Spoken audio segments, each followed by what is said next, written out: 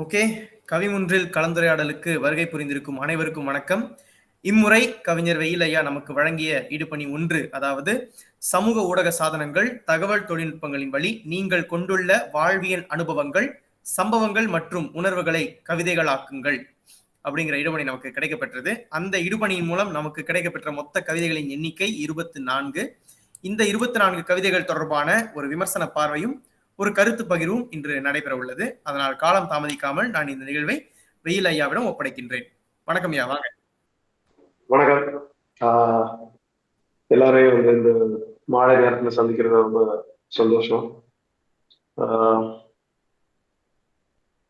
Okay, வேற கவிதைக்குள்ள போயிடலாம் நினைக்கிறேன்.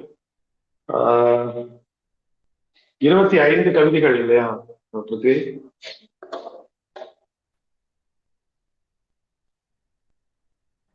ஆமா சார். ஓகே, ஸோ முதல்ல மகிழ்ச்சியான விஷயம் என்ன அப்படின்னா, மரபு கவிதைகள் ரொம்ப கம்மியா வந்திருக்கு. ரைமிங்கா எழுதுற கவிதைகள் ரொம்ப கம்மியா வந்திருக்கு. மொழி ரொம்ப எளிமையா மாறி இருக்கு. சந்தோஷமா இருக்கு இந்த கவிதைகளை வாசிக்கும்போது. ஒரு சின்ன ஆஸ்வாசம், மகிழ்ச்சி, ஒரு ரிலாக்ஸா இருந்தது எனக்கு. அதை முதல்ல சொல்லிக்கணும். ஸோ முதல்ல ஹாப்பி நியூஸ் அதான். ஸோ கவிதைகளை போயிடலாம். முதல் கவிதை கண்ணீர் காதலி அப்படின்னு ஒரு கவிதை. பிருத்திவி, நீங்க ஸ்கிரீன் பண்ணணும்னா ஸ்கிரீன் பண்ணிக்கோங்க.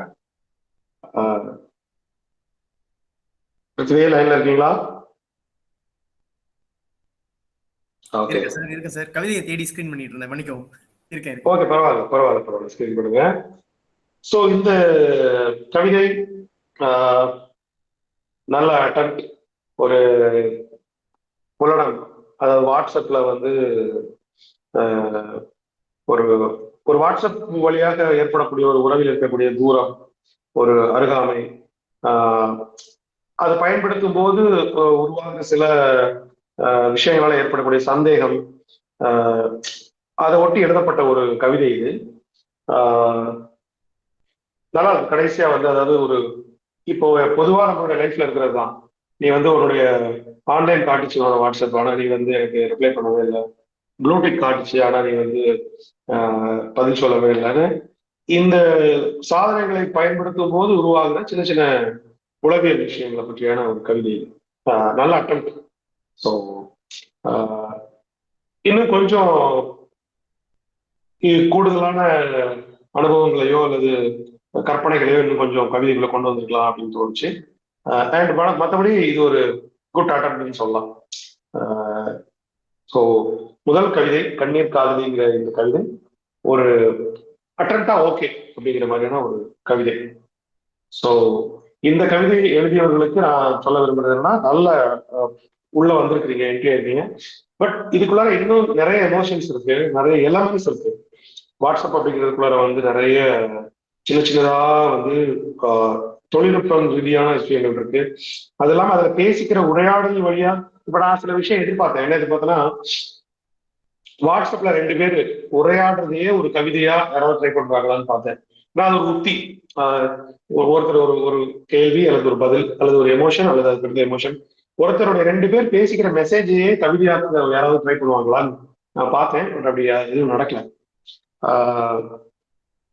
அல்லது வந்து ஒரு காதலிக்கோ நண்பருக்கோ ஏதோ ஒரு உறவுக்கு வந்து கடைசியா அனுப்பக்கூடிய ஒரு மெசேஜ் அப்படின்னு ஏதாவது இருக்கான்னு பார்த்தேன். அப்படியும் இல்லை. அந்த மாதிரி ஏதாவது ஒரு ஃபார்ம்ல வந்து ஒரு வித்தியாசமான ஃபார்ம்ல இன்னும் சில விஷயங்களை ஆட் பண்ணி சில புகைப்படங்கள் அனுப்புறது, ஆடியோ மெசேஜ் அனுப்புறது, வாட்ஸ்அப் வச்சு நம்ம நிறைய விஷயங்கள் பண்றோம் லைஃப்ல. அந்த மாதிரி விஷயங்கள் எல்லாம் வந்து வரும்னு நினைச்சேன். பட் அது வந்து கம்மியா இருந்தது. அந்த மாதிரி விஷயங்களை நிறைய அதில் கொண்டு வந்திருக்கலாம்னு தோணுச்சு எனக்கு. அண்ட் அடுத்தது வந்து செங்காந்தல் விரல்கள் அப்படின்னு ஒரு கவிதை. மன்னிக்கணும் சார், அதுக்கு முன்னால உங்கள் அனுமதியுடன் இந்த கவிதையை எழுதியவர் உங்கள்கிட்ட ஏதாவது கேள்வி கேட்க விருப்பப்பட்டார்னா ஒரு வாய்ப்பு கொடுத்துருவாங்களா சார்? தாராளமா கேட்கலாம். சரிங்க சார். கண்ணீர் காதலி கவிதையை எழுதிய ஆசிரியர் திருமதி பனிமலர் நாகூரன் அவர்கள் இருந்தீங்கன்னா, உங்கள்கிட்ட ஐயா கிட்ட ஏதாவது கேள்விகள் கேட்க விருப்பப்பட்டீங்கன்னா நீங்க கேட்கலாம்.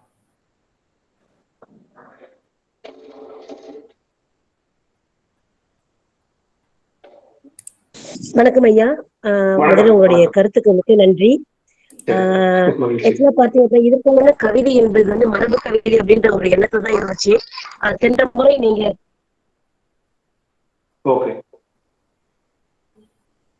கொடுத்த அந்த விளக்கம் வந்து, அதாவது ஏதோ ஒரு சம்பவத்தை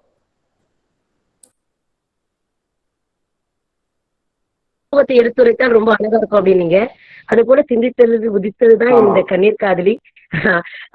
சும்மா ஒரு எல்லாரும் இப்ப பார்க்கின்ற ஒரு சூழல் இல்ல. ஆனா இன்னும் நீளமா அப்படி எழுத சொல்லும் போது அந்த அந்த கவிதையுடைய சுவை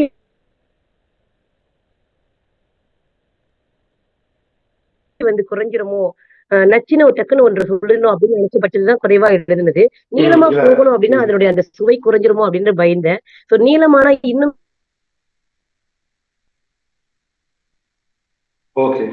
எத்தனை கதைகள் அதுக்குள்ளார வருமோ அப்படின்ற மாதிரி பயம் இருந்துச்சு. அதை கொஞ்சம் விளக்குங்க ஐயா. அதாவது இன்னும் நீளமா போய்கொண்டே இருக்கலாமா அல்லது சுருங்க அதிகம் சிறப்பாக இருக்குமா அப்படின்ட்டு இந்த வேலையில் பிரதீப்ராஜுக்கு நன்றி சொல்றேன். கொஞ்சம் லேட்டா தான் அனுப்புது. மிக்க நன்றி ஐயா. நன்றி. நன்றி. இல்ல, கவிதையோட நீளம் பத்தி நீங்க கவலையப்படாதீங்க. ரொம்ப இன்ட்ரெஸ்டிங்கா இருந்ததுன்னா எவ்வளவு நீளமா வேணாலும் எழுதலாம். சுருங்கவும் சில விஷயங்களை சொல்லலாம், அதுல ஒன்றும் பிரச்சனை இல்லை. பட் நீங்க எழுதிருக்கிற கவிதை வந்து இன்னும் கொஞ்சம் நீட்டிருக்கலாம்னு தோணுச்சு. ஏன்னா இன்னொருத்தர் மீது சந்தேகப்படுறதுக்கான நிறைய காரணங்கள் இருக்கு இல்லையா? இன்னொரு ரொம்ப ஒரு இன்சிடென்டோட சொல்லியிருக்க முடியும் அப்படின்னு தோணுச்சு. ஒரு இன்னும் அதுல நிறைய உரையாடல்களை ஆட் பண்ண முடியும். அதனால நீ யோசிக்காம எழுதிருக்கலாம். நீ அப்படி ரொம்ப பொயட்ரி வந்து ரொம்ப கச்சிதமா ஒரு இடத்துல முடிச்சிருந்தோம்னு நீங்க இப்போ ரொம்ப யோசிக்காதீங்க. அப்படிலாம் யோசிக்க வேண்டியதில்லை. சில விஷயங்கள் அவ்வளவுதான் இருக்கும், விஷயமே அதுக்கு மேல இருக்காது. ஸோ அதனால அங்கேயே நம்ம ஸ்டாப் பண்ணிடுவோம். பட் இந்த கவிதையில நிறைய பேசுறதுக்கு இடம் இருக்கிற மாதிரி எனக்கு தோணுச்சு நீங்க ஆரம்பிச்ச இடம். ஸோ அந்த இப்ப சந்தேகத்துக்கு ஒருத்தர் விடை சொல்லலாம். அந்த கவிதையில இன்னும் உரையாடுறதுக்கு நிறைய விஷயங்கள் இருக்குன்னு நினைக்கிறேன். அதனால கொஞ்சம் எக்ஸ்டெண்ட் பண்ணி எழுதுங்க, தப்பு இல்லை. நீங்க அப்படி ரெஸ்ட்ரிக்ட் பண்ணிக்காதீங்க வந்து மைண்டை வந்து. ஸோ கவிதைனா ரொம்ப சின்னதா இருக்கணும், ரொம்ப பெருசா போயிட்டா அது வளவலன்னு இருக்குங்கிற மாதிரி நீங்க யோசிக்க வேண்டாம். இன்ட்ரெஸ்டிங்கா இருந்தா எழுதணும், அதெல்லாம் ஒன்றும் தப்பு இல்லை. அப்படி யோசிக்க வேண்டாம். மிக்க நன்றி ஐயா. அடுத்த முறை நிச்சயம் முயற்சி பண்றேன். நன்றி. ரொம்ப நல்லா அழகா இருந்தது. ட்ரை பண்ணுங்க. மிக்க நன்றி சார். மிக்க நன்றி டீச்சர். அடுத்ததாக நீங்க கூறியது செங்காந்தல் விரல்கள் இல்லைங்களா சார்? ஆமா ஆமா ஆமா, அதுக்கு போயிடலாம் சார். இந்த செங்காந்தல் விரல்கள் இந்த கவிதை இந்த இதுல பிடிச்ச கவிதையாகவும் இருந்தது. பிடித்த ஒரு 7-8 கவிதைகள் இருக்கு. அந்த 7-8 கவிதைகள் இதுவும் ஒண்ணு. என்ன காரணம் அப்படின்னா, இந்த செங்காந்தல் விரல்கள்ங்கிறது வந்து சங்க இலக்கியத்துல ரொம்ப ஃபேமஸான ஒரு ஓமை. செங்காந்தல் மலர் பார்க்கறதுக்கு பெண்ணுடைய விரல்கள் 5 விரல்கள் போல இருக்கு அப்படின்னு சொல்லிட்டு. சோ இந்த விரல்கள் வந்து தொடுதிரையில வந்து விளையாடுறது, அந்த அந்த காட்சி வந்து ஒரு மாதிரி மாடர்னிட்டியும் சங்க லிட்டரேச்சர் விஷயம் ரெண்டும் இணைய ஒரு ஒரு காட்சி மாதிரி ரொம்ப அழகா இருந்தது. அப்புறம் இந்த தொடுதலையும் அந்த தூரத்தையும் அழகா அவங்க வந்து நிறைய இடத்துல சொல்லியிருந்தாங்க. வரிகள் கூட ரொம்ப நல்லா இருந்தது. அதாவது தொடுதிரை அதாவது தொடுதிரையும் தொடுவானத்தையும் வந்து ஒரு மாதிரி மிங்கிள் பண்ற இடம், அந்த விஷயம் ரொம்ப நல்லா இருந்தது. அப்புறம் வந்து வைப்ரேஷன் மோடு, சார்ஜர், இதெல்லாம் ஒரு கவிதைக்குள்ள வர்றது வந்து ரொம்ப அழகான விஷயம். அப்புறம் ஒரு நிஜத்துக்கும் நிஜம் இருக்கு இந்த கவிதைக்குள்ள. நிறைய real incidents, real life experience இருக்கு. அதை தாண்டி வந்து புனைவாகவும் நிறைய விஷயங்கள் இதுக்குள்ள அழகா கற்பனையாக எழுதியிருக்காங்க. அண்ட் தொடுதிரை நினைவுள்ள கவிதை யாவும் என்னை தொடும் அப்படின்னு இருக்குல்ல, தொட முடியாத ஒரு தொடுதிரை வழியாக உருவான ஒரு நினைவுகளை என்னை தொடும் அப்படிங்கிற அந்த ஒரு ஐரணி, முரண் சார்ந்த விஷயங்கள். அப்புறம் எனக்கு இது சுருக்கமா சொல்லும்போது என்ன தோணுச்சுன்னா, ஒரு டிஜிட்டல் காலத்துல ஒரு தலைவியினுடைய காத்திருப்பு இருந்தது. அது வந்து ஒரு நிறைய ஒரு சொல்லா வந்து படிக்கும் போதே ரொம்ப நல்லா இருந்தது. தொடுதிரையாகவே இருக்கட்டும், தொடும் காலம் கனியும் வரை அதை தொடப்போவதில்லை நான், தொடுதிரை இருட தொடங்கி விட்டது. அந்த அந்த வெயிட்டிங்ஸ், அந்த ஒரு ஒரு டச் ஸ்கிரீன் ஒரு மொபைல்ல வச்சுக்கிட்டு ஒரு தலைவி காத்திருக்கிற தருணம்ங்கிறது ரொம்ப நல்லா இருந்தது. ஸோ இது ஒரு என்டையரா வந்து ஒரு புதுக்கவிதை மோடுக்கு இது வந்திருந்தது. ஏன்னா பழைய மாதிரியான ஒரு சொல்முறை, ரைமிங்கை நம்பி பயணிக்கிற ஒரு சொல்முறை இல்லாம ரொம்ப சிம்பிளா, அதே சமயம் வந்து நிறைய நம்ம என்ன இந்த டைட்டில் எதிர்பார்த்தோமோ அந்த எலமெண்ட்ஸ் எல்லாம் போயிட்ரிக்குள்ள இருந்தது. அது வந்து நல்ல அம்சம். அண்ட் குழப்பம் இல்லை. போயிட்ரிக்குள்ள எங்கேயுமே வந்து குழப்பம் இல்லாம என்ன சொல்ல வரமோ அதை வந்து தெளிவா சொல்லிடுறாங்க. அதுதான் ரொம்ப அழகா இருக்கு. அண்ட் ஒரு கவிதைக்குள்ள வந்து வைப்ரேஷன் மோடும் சார்ஜரும் உள்ள வந்தது இருக்குல்ல, அது ஒரு நல்ல விஷயம். ஒரு கவிதை வந்து புதிய பொருட்களை தனக்குள்ளார கொண்டு வர்றது இருக்குல்ல, அது ரொம்ப அழகான விஷயமா இருந்தது. ஸோ இந்த போயிட்ரி எழுதுனவங்களுக்கு என்னுடைய வாழ்த்துக்கள். ஆஹ் இன்னும் ஒரு சில படி தூரங்கள் தான் இருக்கு. ஒரு நல்ல மாடர்ன் போயிட்ரியை வந்து ஒரு ஒரு என்ன சொல்றது, வெல் அண்ட் குட், ஒரு ஒரு கம்ப்ளீட்டா நல்ல போயம்னு சொல்லுவாங்க ஒரு மாடர்ன் போயிட்ரி, அதுக்கு வந்து கிட்டத்தட்ட நெருங்கி வர்றீங்க. ஸோ அடுத்து இன்னும் ஒரு கொஞ்சம் தான் தூரம். ஸோ சூப்பரான ஒரு நவீன போயம் எழுதுறது நீங்க ரெடி ஆயிட்டீங்கன்னு நினைக்கிறேன். ஸோ அவங்களுக்கு என்னோட வாழ்த்துக்கள். அவங்க ஏதாவது கேள்வி இருந்தா என்ன கேட்கலாம். ஓகே, லோகேந்தினி அக்கா, ஏதாவது கேள்விகள் இருந்தா உங்கள் தொடர் திரையில இருக்க மியூட் பட்டனை நீங்க எடுத்துட்டு கேள்வி கேட்கலாம். வணக்கம் ஐயா. ஐயா வணக்கம். தாமதமாக கலந்து கொண்டதற்கு மிக்க நன்றி. ஒரு வழியா வந்துட்டேன். தங்களுடைய விமர்சனத்திற்கு நெஞ்சார்ந்த நன்றிகள் ஐயா. ஏன்னா நான் ஏதோ ஒரு ஃப்ளோல தான் அதை நான் இழந்தேன். எனக்கு உண்மையிலேயே சமூக வலைத்தளங்கள் அப்படின்னு சொல்லும் போது நான் யோசிச்சு எப்படி இழந்தலாம், ஏதோ ஒரு ஃப்ளோல தான், கடைசி நிமிடத்துல தான் அதை நான் எழுதி அனுப்புனேன். அப்ப கூட வந்து ஒருங்கிணைப்பாளர் கேட்டுக்கிட்டே இருந்தாரு, எங்க கவிதையை காணுமே அப்படின்னாரு. இன்னும் வந்து அதை நான் மெருகேற்றணும் அப்படின்னு ஒரு இது இருக்கு. ஆனா அது எப்படி இன்னும் கொஞ்சம் கொண்டு போகலாம், எழுத்தை சுருக்கிட்டு அந்த கரெக்டா வந்து அந்த கரெக்டா கொண்டு போகலாம் அப்படின்னு தான் வந்து கொஞ்சம் எனக்கு அது புரியாம இருக்கு ஐயா. இது ரொம்ப ரொம்ப நீளமா போனாலும் படிக்கிறதுக்கு நல்லா இருக்காது. கருத்து சொல் சிக்கனத்தோடு எப்படி எழுதுறது அப்படின்னுட்டு அந்த ஒரு கேள்வி ஐயா. ஓகே, இல்ல இப்ப நீங்க எழுதுறது ரொம்ப ரொம்ப பெரிய பாயிண்ட் தான். முதல்ல பேசினவங்க வந்து ரொம்ப ஷார்ட்டா எழுதிட்டேன், நான் ஷார்ட்டா எழுதுறது ஓகேவா, கொஞ்சம் நீட்டி இருக்கலாமான்னு கேட்டாங்க. நீங்க வந்து ரொம்ப நீளமாவே இந்த பாயிண்ட் எழுதிருக்கீங்க, 4 பக்கம். பட் இதை வந்து நீங்க 2 பக்கமா கூட சுருக்கிருக்க முடியும். அதே எக்ஸ்பீரியன்ஸ் வந்து அதை கொண்டு வர முடியும். ஸோ என்னன்னா, நம்ம ஒரு ஸ்கிரிப்ட் மாதிரி சில போயம் வந்து நம்மளுடைய மைண்ட்ல உணர்ச்சியா இருக்கும், நம்மளுடைய உணர்ச்சி கொந்தளிப்புல நம்ம அப்படியே ஒரு ஃப்ளோல எழுதுவோம். பட் சில போயட்ரியை வந்து கன்ஸ்ட்ரக்ட் பண்ணி நம்ம வந்து திட்டமிட்டு எழுத முடியும். ஏன்னா இது வந்து ஒரு திட்டமிட்ட கான்செப்ட் கொடுத்து திட்டமிட்டு எழுத வைக்கிறோம்.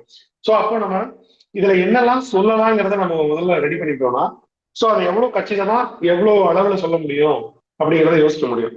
ஸோ அந்த வகையில இதை வந்து இப்போ உதாரணத்துக்கு வந்து யாரடா நீ மாயம் என்ன செய்தாயோ அப்படின்னு நிறைய ஒரு ஐயகோ சில அதன் மீது அடர்ந்த தூசி படலம் ஒன்று படர்ந்திடுமோ என்ன, படிந்து விட்டதன் வடுக்கள் தான் கண்முன்னே நிழலாடுகிறது, ஏன் செய்வேன், இப்படி நிறைய வந்து தன்னுடைய தற்புலம்பல்களாக ஒரு தலைவி முன்வைக்கிற சொற்களாக இருக்கு இல்லையா. இதை இன்னுமே கொஞ்சம் குறைக்கலாம். கரெக்டா கச்சிதமா அவருடைய அந்த காத்திருக்கும் பெண்ணுடைய ஒரு தாபம் அல்லது வந்து அவருடைய பிரிவுணர்ச்சி, அதை இந்த தொடுதலை மொபைல வச்சுக்கிட்டு எதுவுமே பண்ண முடியாம அவ தவிக்கிற தவிப்பை இன்னும் சுருக்கமா எப்படி சொல்லலாம்னு கொஞ்சம் பண்ணிருக்கலாம். நிறைய எடிட் பண்ணலாம் கண்டிப்பா. ஸோ எடிட்டுக்கான இடம் இருக்கு. பட் இதுல பாராட்ட வேண்டிய விஷயம் நினைக்கிறதுனா, லாங்குவேஜ் வந்து ரொம்ப சிம்பிளா இருந்தது, நல்ல விஷயம். அண்ட் இதுல வந்து இப்போ ஒரு வாட்ஸ்அப் அப்படின்னு யூஸ் பண்ணும்போது அல்லது வந்து மொபைல் யூஸ் பண்ணும்போது டச் ஸ்கிரீன் அப்படின்னு ஒரு எலமெண்ட்ஸ் எடுத்துக்கிறீங்க. இதுல வேற என்னங்க இருக்கு, இதெல்லாம் உள்ள கொண்டு வரலாம் நீங்க யோசிச்சீங்கன்னா இன்னும் ஈஸியா இருக்கும். ஒரு திட்டமிட்டுட்டீங்கன்னா இன்னும் சிம்பிளா சொல்றதுக்கும் அளவா சொல்றதுக்கும் ஒரு பயனுள்ளதா இருக்கும். ஸோ நீங்க யோசிங்க, இப்போ இந்த கவிதையை வந்து யாருக்கு சொல்றார், என்ன சொல்றாங்க, அதனுடைய மெயின் உணர்ச்சி என்ன, இதுல என்னென்ன விஷயங்கள் எல்லாம் சொல்ல போறோம், என்னென்ன பொருள் சொல்ல போறோம், அண்ட் இதோட மெயின் செய்தி என்ன, சப்ஜெக்ட் என்ன அப்படிங்கிறத நீங்க முடிவு பண்ணிட்டீங்கன்னா ஈஸியா இருக்கும். ஸோ இது 4 பக்கம்ங்கிறத கண்டிப்பா 2 பக்கம் சுருக்கலாம். நான் வேணா சுருக்கி கூட ஒரு வெர்ஷன் வேணா நான் அனுப்புறேன், ஒரு எடிட்டிங் பர்பஸ்க்காக, அது எப்படி எடிட் பண்றதுங்கிறத தெரிஞ்சுக்கிறதுக்காக வேணா நான் பண்ணி அனுப்புறேன். ஸோ நீங்களே கூட எடிட் பண்ணலாம், இன்னும் ஒரு கச்சிதமா எடிட் பண்ணா எப்படி இருக்கும் அப்படின்னு சொல்லிட்டு.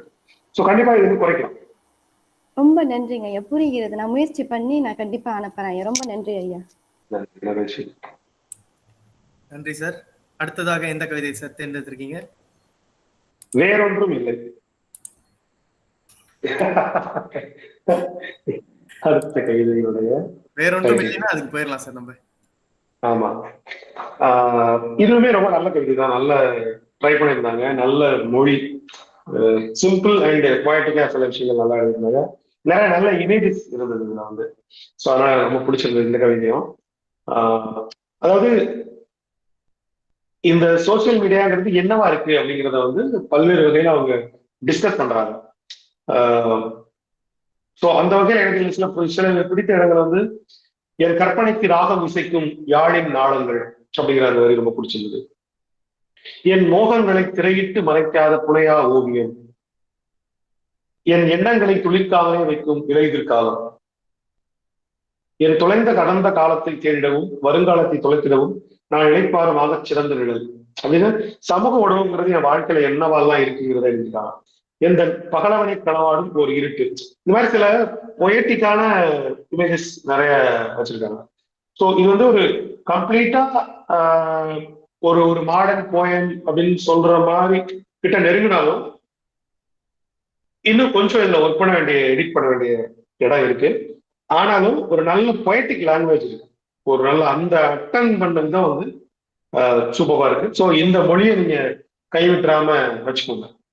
ஏன்னா சிம்பிளா ஒரு நரேஷன், ஒரு உரைநடை தன்மையில் எழுதுறது ஒரு விதமான திறமை அப்படின்னா, இந்த மாதிரி வந்து பொயட்டிக் லாங்குவேஜ் வந்து பிடிக்கிறதும் ஒரு விதமான தன்மை தான்.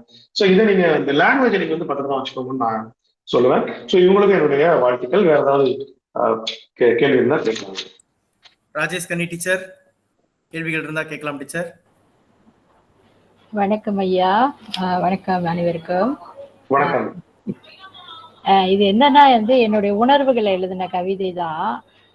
ஒண்ணு வந்து பாசிட்டிவாவும் இன்னொன்னு வந்து நெகட்டிவாவும், அதனாலதான் அந்த வண்ணங்களை கூட நான் கொடுத்தாங்க. நன்றி ஐயா, உங்களுடைய கருத்துக்கு நன்றி. இதை மாற்றம் செஞ்சா இன்னும் அழகான நவீன கவிதையா வரும்னு சொன்னீங்க. அது வந்து எப்படின்னு சொல்லிட்டு எனக்கு கொஞ்சம் உதவி செய்தீங்கன்னா ரொம்ப சிறப்பாக இருக்கும். நானும் நன்றி உள்ளவளாக இருப்பேன் ஐயா. நன்றியோடலாம் இருக்கலாம், நீங்க ஒரு பாயிண்டா இருந்தாலும் போதும். இல்ல என்னன்னா இது வந்து டிஸ்கிரைப் பண்ணுது, அதாவது சமூக ஊடகம்னா என்ன அப்படிங்கறத வந்து வெவ்வேறு விதமா சொல்லி பார்க்குது. இது ஒரு மெத்தட். ஓகே, இந்த பாயம் கடா இதை வந்து எப்படி முடிக்கிறதுன்னு தெரியல இல்லையா? இந்த பாயம் முடிகிற இடம் வேறொன்றும் இல்லை, சமூக ஊடகம், அவ்வளவே, வேறொன்றும் இல்லை அப்படின்றது இல்லையா? இப்போ இவ்வளவு சொல்லிட்டு வந்து இந்த சமூக ஊடகத்தை பத்தி, இந்த சமூக ஊடகங்கிறது என்னவெல்லாம் இருக்குங்கிறத வந்து டிஸ்கிரைப் பண்ண ட்ரை பண்றீங்க இல்லையா? இந்த டிஸ்கிரைப் பண்றதுங்கிறது ஒரு மெத்தட். ஆனா இது இல்லாம இப்போ அதாவது இப்போ உதாரணத்துக்கு வந்து என்னை தென்றலாக சிறைப்பிடிக்கும் மென் விலங்கு அப்படின்றது, எப்படி அது உங்களை சிறைப்பிடிக்குதுங்கிறது இருக்குல்ல, அதை நீங்க வந்து சொன்னீங்கன்னா அது இன்னும் நவீன கவிதையா மாறும். இப்போ உதாரணத்துக்கு வந்து எந்த பகலவனை களவாடும் ஒரு இருட்டு அப்படிங்கிறது ஒரு மெட்டஃபரா இருக்கு. ஆனா உங்களுடைய பகலை இந்த திருடுகிற ஒரு இருக்கா எப்படி இருக்கு, என் எண்ணங்கள் துளிர்க்காமலே வைக்கும் நிலையில் இருக்கா, இதுல நீங்க சொல்லியிருக்கிற எல்லா இமேஜும் எக்ஸ்பீரியன்ஸா உங்களுக்கு என்னவா இருந்தது அப்படிங்கிறத சொல்ல ட்ரை பண்ணீங்கன்னா, ரியல் எக்ஸ்பீரியன்ஸா என்னவா இருந்ததுன்னு சொல்ல ட்ரை பண்ணீங்கன்னா, அது அப்போ மாடர்ன் போயிட்ரியா இன்னும் கொஞ்சம் மாறும். எம்ஐ வன்முறைக்கு அடிமையாக்கும் தீரா போதை அப்படின்னு சொல்றீங்க. ஓகே, எந்த விதத்துல அப்படி அது ஆக்குதுங்கிறது இருக்குல்ல, அதை சம்பவங்களோடையோ எக்ஸ்பீரியன்ஸோடையோ சொன்னீங்கன்னா நல்லா இருக்கும். அதுதான் இன்னும் இந்த பொயட்ரிக்குள்ளரா போறதுக்கு ஒரு இப்போ இந்த இடம் ரொம்ப பொயட்டிக்கா இருக்கு. அதாவது என் கற்பனைக்கு ராகம் இசைக்கும் யாழின் நாளங்கள் அப்படிங்கிறது வழக்கமா யாழின் நரம்புகள் சொல்லுவாங்க, நீங்க நாளங்கள்னு போட்டுக்கிறது ரொம்ப நல்லா இருக்கு. பட் இது வந்து ஒரு மெட்டஃபர், இது வந்து சமூக ஊடகத்தை அழகா சொல்லுது. ஆனா சமூக ஊடகங்கிறது என்னவா இருக்குன்னு கற்பனையா அல்லது அழகா சொல்றதை தாண்டி இந்த சமூக ஊடகங்கிறது நம்ம லைஃப்ல என்னவா இருக்குங்கிறது இருக்குல்ல, இதை பொயட்டிக்கா சொல்றதை தாண்டி ரியல் எக்ஸ்பீரியன்ஸ். இப்ப நம்ம முன்னாடி சொன்னாங்க, எழுதியிருந்தாங்க இல்லையா, ஒரு ஒரு பிரிவு என்னவா இருக்கு, காத்திருப்பு என்னவா இருக்கு, ஒரு இப்ப சமூக ஊடகத்தின் வாயிலா வந்து நிறைய பேர் வந்து ஹராஸ்மெண்ட் நடக்குது, சீட்டிங் நடக்குது, அண்ட் வந்து அதுல நிறைய நாலேஜ் நம்ம அடைகிறோம். ஒரு பார்க்க முடியாத புகைப்படத்தை பார்க்கிறோம், ஒரு நபரோட புதிய உறவு கொள்றோம். அதாவது கண்ணுக்கு தெரியாத ஒரு நபர், ஏதோ ஒரு கண்டத்துல இருக்கிற நபரோட நம்ம உரையாடுறோம், உறவாடுறோம். நம்ம பகல்ல இருக்கோம், அவங்க நைட்ல இருப்பாங்க. ஒரே நேரத்துல பகலில் இருக்கும் ஒருவரும் இரவில் இருக்கும் ஒருவரும் சந்தித்து உரையாடுவது அல்லது பேசிக்கொள்வது என்பது, இங்க இருந்து ஒருத்தர் தன்னுடைய நிலைமை வீடியோக்கள்ல காட்டுறதும், அந்த பக்கம் இருந்து ஒரு சூரியனை அந்த தரப்புல இருந்து ஒருத்தர் காட்டும் போது, இதுவரை உலகம் காணாத அந்த ஒரு புதிய அனுபவங்களை ஒருத்தர் பெறுவது இருக்குல்ல, இந்த மாதிரி இந்த சமூக ஊடகங்கள் வாயிலாக நம்ம என்ன புதிய எக்ஸ்பீரியன்ஸ் அடைகிறோங்கிறத நேரடியாக இன்னும் சொன்னா இன்னும் அது மாடர்ன் பொயட்ரியா மாறுங்கிறது தான் என்னோட புரிதல். மற்றபடி இப்படியும் எழுதலாம், தப்பு இல்லை. பட் இதை தாண்டி ஒரு எழுதியா இருக்கு, அது தெரியாம நம்ம ட்ரை பண்ணுறதுதான். மிக்க நன்றி ஐயா. கண்டிப்பாக அதுக்கு நான் முயற்சி பண்றேன் ஐயா. நீங்க சொன்னது என்னன்னு நன்றி டீச்சர். நன்றி சார். அடுத்த கவிதை சார். அடுத்த கவிதை வரம். வரம் எழுதியவர் வரவில்லை, அவர் வெளிநாட்டு பயணத்தில் இருக்கிறார். இருந்தாலும் நம்ம பாத்திரலாம். பரவாயில்ல. இல்ல, இந்த கவிதையுமே ஒரு நல்ல அட்டெம்ப்ட் தான், குட் ட்ரை. இப்ப நான் சொன்ன விஷயத்தை தான் அவர் எடுத்திருந்தார். ஏன்னா வந்து ஒரு சமூக ஊடகத்துல வந்து ஒரு உருவகேலி அல்லது ஒரு கருத்து வச்சுட்டோம்னா அந்த கருத்துக்காக வந்து பிறர் நம்மளை போட்டு அடிக்கிறது, விமர்சனம் பண்றது, தாக்குறது, அந்த மாதிரி நெகட்டிவிட்டி எவ்வளவு இருக்கு. அதை வந்து எப்படி வந்து ஒரு பெண் வந்து அதுல இருந்து தாண்டி வர்றாங்க அப்படிங்கிறது அதை வந்து ஒரு கவிதை எழுதியிருந்தாரு. குறிப்பா பாரதியோட ஒரு துணையோட அந்த கவிதை அந்த சமூக ஊடக நெகட்டிவிட்டில இருந்து வெளியேற மாதிரி ஒரு எக்ஸ்பீரியன்ஸ் கவிதையா கேட்கிறாரு.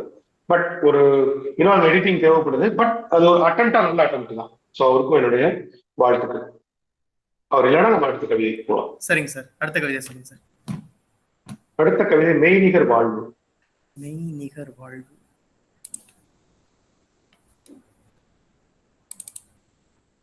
இந்த கவிதை எனக்கு பிடிச்சிருக்கு. Nice point. ஏன் அப்படின்னா வந்து சிம்பிளா இருந்தது, ரொம்ப கிளியரா இருந்தது, எந்த கன்ஃபியூஷனும் இல்லை, ரொம்ப கிளியரா இருந்தது. அண்ட் வந்து ஒரு கவிதையை படிக்கும்போது கருத்து சொல்லாம அல்லது சமூக ஊடகம்னா என்னங்கிறத பத்தி விவரிக்காம டைரக்டா ஒரு எக்ஸ்பீரியன்ஸை மட்டும் அது முன் வச்சிருச்சு. இது என்னோட லைஃப்ல இருந்து அல்லது என்னோட கற்பனையில இருந்து ஒரு பீஸ் ரொம்ப அழகா வந்து வச்சிருச்சு.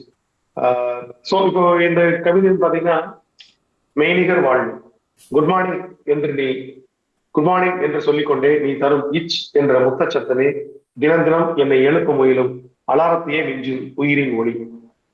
தலைவாரி நெற்றி பொட்டும் கண்ணுக்கு மையும் மட்டுமிட்டு பொய்ராணத்துடன் நான் பாவனைகள் காட்டுகிறேன். அழகிடி நீ என தரும் புகழுரையே என் தாமிக்கு கிடைத்த உயர்வு இது. இப்படி அந்த ஒரு ஒரு ஒரு ஒரு படிக்கும்போது ஒரு ரியல் எக்ஸ்பீரியன்ஸ் மாதிரி எல்லாரும் வாழ்க்கையிலும் நடக்கக்கூடிய ஒரு சம்பவத்தை இருக்கு. அதாவது ஒரு ஒரு சமூக ஊடகத்தின் வாயிலாக நிகழக்கூடிய ஒரு உறவில் ஒரு பெண் அல்லது அந்த ஒரு பெண் கொள்கிற ஒரு சாட்டிஸ்பாக்சன் அல்லது வந்து அதுல ஒரு ஒரு ஒரு உறவை, அழகான உறவை, தன்னுடைய தன் மீது வைக்கப்படுகிற அன்பை உணர்கிற ஒரு கவிதை. அது ரொம்ப அழகா இருந்தது. அதாவது 24 மணி நேரம் மொத்த வாழ்க்கையையும் 30 நிமிட அழைப்பில் வாழ்ந்து உயிர்ப்பிக்கிறேன் மெய் நிகரில் அப்படின்னு அந்த கவிதை முடிஞ்ச இடம் ரொம்ப நல்லா இருந்தது. சரி, இதுல வந்து எந்த விதமான பாவனையும் இல்லை, சிம்பிளா இருக்கு, ஒரு எக்ஸ்பீரியன்ஸா இருக்கு.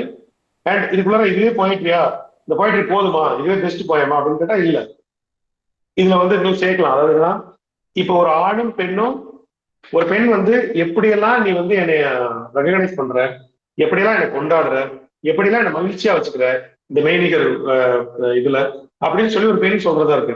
பட் இதுக்குள்ள ஒரு குயில் வரலாம், ஒரு சூரியன் வரலாம், நிலவு வரலாம், தென்றல் வரலாம், காற்று வரலாம், ஒரு வெளிச்சம் வரலாம், ஸ்மெல் வரலாம், ஒரு பழம் வரலாம், ஒரு பூ வரலாம், ஒரு விலங்கு வரலாம், ஏதோ ஒரு பொழுது வரலாம், ஏதோ ஒரு இமேஜ் வரலாம், ஏதோ ஒரு சினிமா பாடல் வரலாம், ஏதோ ஒரு பெயிண்டிங் வரலாம், ஏதோ ஒரு இதுக்கு வெளியில இருக்க 2 பேருக்கு இடையில பேசுறதுல எவ்வளவு விஷயங்கள் இருக்கு இல்லையா? அந்த மாதிரி இன்ட்ரெஸ்டிங் ஃபேக்டர்ஸ் இன்னும் உள்ள கொண்டு வரும்போது இன்னுமே இந்த கவிதை ரொம்ப அழகாகும், இன்னும் மாடர்னாக இன்னும் ரொம்ப அழகாகும்.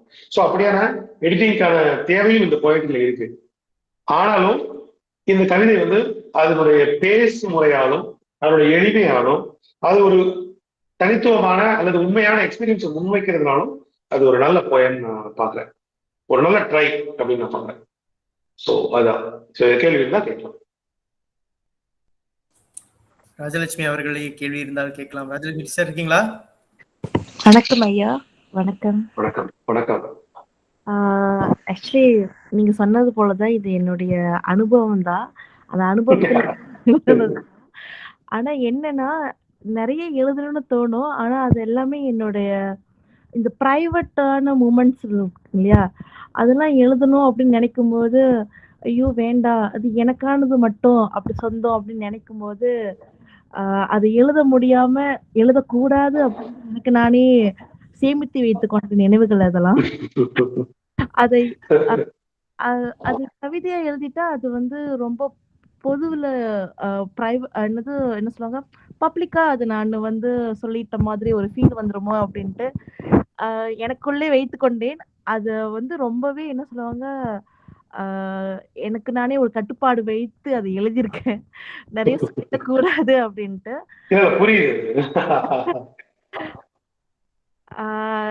ஆனா நீங்க சொல்றது எனக்கு புரியுது. அந்த நிலவு சரியும் நீங்க சொன்ன அந்த காலமும் சரி, அதெல்லாமும் இருக்குதான். ஆனா அதெல்லாம் ரொம்ப வந்து இன்டிமேட் மூமெண்டா இருக்கிறதுனால கண்டிப்பா. சொல்லணும். சொல்லாமலே இருந்தா அது எனக்கு ரொம்ப ஆஹ் அது எனக்கானதா இருக்குமோ அப்படின்ட்டு இதுதான் என்னோட பெரிய நான் அது ஒரு ப்ராப்ளமாவே பாக்குறேன். ஆக்சுவலி ஆனா அந்த பர்சனலான ஒரு விஷயத்த வந்து கவிதையா வடிக்கும் போது வேண்டாமே அப்படின்ற ஒண்ணு எப்போதுமே என்ன தடுக்குது. அப்படி இல்லாம எழுதிடலாமா அப்படின்னா நீங்க என்ன சொல்லுவீங்க? அது எழுதிறது பெட்டரா அப்படின்னுட்டு. என்னன்னா பொதுவா நம்ம வந்து நம்மளுடைய வாழ்க்கையில் நடக்கிற ஸ்பெஷல் எக்ஸ்பீரியன்சஸ் வந்து எழுதுறதுக்கு தான் நம்ம போய்ட்ரிக்குள்ளே வர்றோம், அல்லது எந்த ஒரு படைப்புக்குள்ளேயுமே வர்றோம். அண்ட் அந்த பர்சனலா எழுதணுமா வேண்டாமாங்கிறது ஒவ்வொருத்தருடைய தனிப்பட்ட ஒரு முடிவு. இப்ப நான் வந்து என்னுடைய பாயிண்ட்ஸ் வந்து என்னுடைய தனிப்பட்ட உணர்ச்சிகளை நிறைய எழுதிருக்கிறேன். ஒரு ஆண் எழுதுற மாதிரி பெண்ணுக்கான ஸ்பேஸ் இருக்கா அப்படின்னு பார்த்தா அதுவும் கொஞ்சம் கஷ்டம் தான். ஏன்னா எந்த ஒரு கவிதையும் இந்த கவிதையை படிக்கும்போது நீங்க நீங்க வந்து கற்பனையா எழுதியிருந்தா கூட அது உங்களுடைய எக்ஸ்பீரியன்ஸ் தான் வாசிக்கும் போது அப்படி பாக்குற ஒரு பழக்கம் இருக்கு தமிழ்ல அல்லது எல்லா லாங்குவேஜ்லயும் அப்படி இருக்கு. சோ ஒரு பெண் எழுதும்போது அதுக்குள்ள நிறைய ஒரு இன்டிமேட்டிவான சில விஷயங்களை எழுதும்போது அது கான்ட்ரவர்சியல் வரலாம். நீங்க சொல்ற மாதிரி என்னுடைய லைஃப்ல இருந்த சில சீக்ரெட்ஸ் நான் ஏன் வெளியே சொல்லணும் அப்படிங்கிற கேள்வி நியாயமானதுதான். ஆனா என்னன்னா அதை பிக்சரைஸ் பண்ணலாம். உங்க லைஃப்ல நடந்த ஒரு விஷயத்த 10% எடுத்து 90% வேற ஒரு பிக்சர் கலந்து உங்களுக்கு நீங்களும் இன்னொருத்தரும் பேசும்போது பகிர்ந்து கொள்கிற ஒரு பாட்டை அப்படியே சொல்லாம வேற ஒரு பாட்டை அங்க வச்சிட முடியும். அல்லது நீங்க 2 பேர் பேசுகிற ஒரு டாபிக்கை வேற ஒரு டாபிக்கா மாத்தி வச்சுக்க முடியும். அண்ட் நீங்க உங்களுடைய குரல்ல தன்மையில எழுதாம படற்கையில் எழுத முடியும். இன்னொரு பிறர் அவளும் பேசிக்கிறவனா அதை வந்து மாற்ற முடியும். அண்ட் எவ்வளவு தூரம் அதை பிக்சரைஸ் பண்ண முடியுமோ பண்ணலாம். அண்ட் பர்சனல் எழுதுறதுல ஒரு தயக்கம் இருந்தது அப்படின்னா அது நீங்க எழுத வேண்டாம். அதான் நான் சொல்லுவேன். அதை நீங்க பிக்சராவே வந்து கற்பனை பண்ணி எழுத முடியுமோ ரியல் எக்ஸ்பீரியன்ஸ் வந்து 5% 10% அதை எசன்ஸ் எடுத்துக்கோங்க, அதாவது எமோஷன் எடுத்துக்கோங்க. ஸோ அப்படி நடக்கும்போது எப்படி இருக்குங்கிற எமோஷன் எடுத்துக்கோங்க. ஆனா காட்சிகளையும் நபர்களையும் இடங்களையும் சூழலையும் எல்லாத்தையுமே தலைகீழா மாத்தி வேற ஒரு பிக்சரைஸ் பண்ணிடுங்க. அதான் பெட்டர். ஏன்னா நம்மளுடைய வாழ்க்கையினுடைய ஸ்பெஷலான எக்ஸ்பீரியன்சஸ் நமக்கு ரொம்ப ஃபர்ஸ்ட். அதனால அதை நீங்க பத்திரமா வச்சுக்கோங்க. ஆனா அதுல இருந்து 10% எடுங்க, எடுத்து செலவழிங்க. 90% வச்சுக்கோங்க, 10% எடுங்க. ஏன்னா ஒரு பொயட்ரிக்கு உண்மை எழுதுன்னா அந்த போயிட்டு ரொம்ப அழகா இருக்கும், நேர்மையா இருக்கும், டச்சிங்கா இருக்கும். ஏன்னா உலகத்துல இதுவரைக்கும் எழுதப்பட்ட கொண்டாடப்பட்ட பலராலும் வந்து இன்னைக்கும் நெஞ்சில பாதுகாக்கப்படக்கூடிய பல கவிதைகள் படைப்புகள் உண்மையோடு எழுதப்பட்டவை, அல்லது உண்மை கலந்து எழுதப்பட்டவை, அல்லது உண்மைக்கு நெருக்கமாக எழுதப்பட்டவை. அதனால பொயட்ரிக்குள்ளேயும் எந்த ஒரு படைப்புலையும் ஒரு உண்மை எழுதுனா அது வந்து ஜெயிக்கும். அதனால உங்களுடைய வாழ்க்கையில இருந்து பர்சன்டேஜ் ஆஃப் ட்ரூத், அந்த ஃபேக்ட் அந்த உண்மையை கொஞ்சம் எடுத்துக்கோங்க, முழுசா எடுத்துக்கோங்க. ஓகே ஐயா, நான் கொஞ்சம் புனைவும் சேர்த்து அந்த அனுபவங்களை எழுத முயற்சி பண்றேன். ரொம்ப நன்றி உங்க கருத்துக்கு. ஆக்சுவலி இதை எழுதும் போது ரொம்ப தயக்கத்தோட எழுதுனேன். ஆனா இதை தவிர வேற அதிகப்படியா என்னால இந்த சமூக வலைத்தளத்தை பத்தி எழுத முடியாதுன்னு எனக்கு தோணுச்சு. ஸோ அதனாலதான் என்னுடைய அனுபவத்தையே எழுதினேன். அப்பயும் கொஞ்சம் நிறைய ஃபில்டர் பண்ணி தான் எழுதியிருக்கேன். இனிமே கொஞ்சம் புனைவோட சேர்த்து எழுத முயற்சி பண்றேன் ஐயா. நன்றி. நன்றி.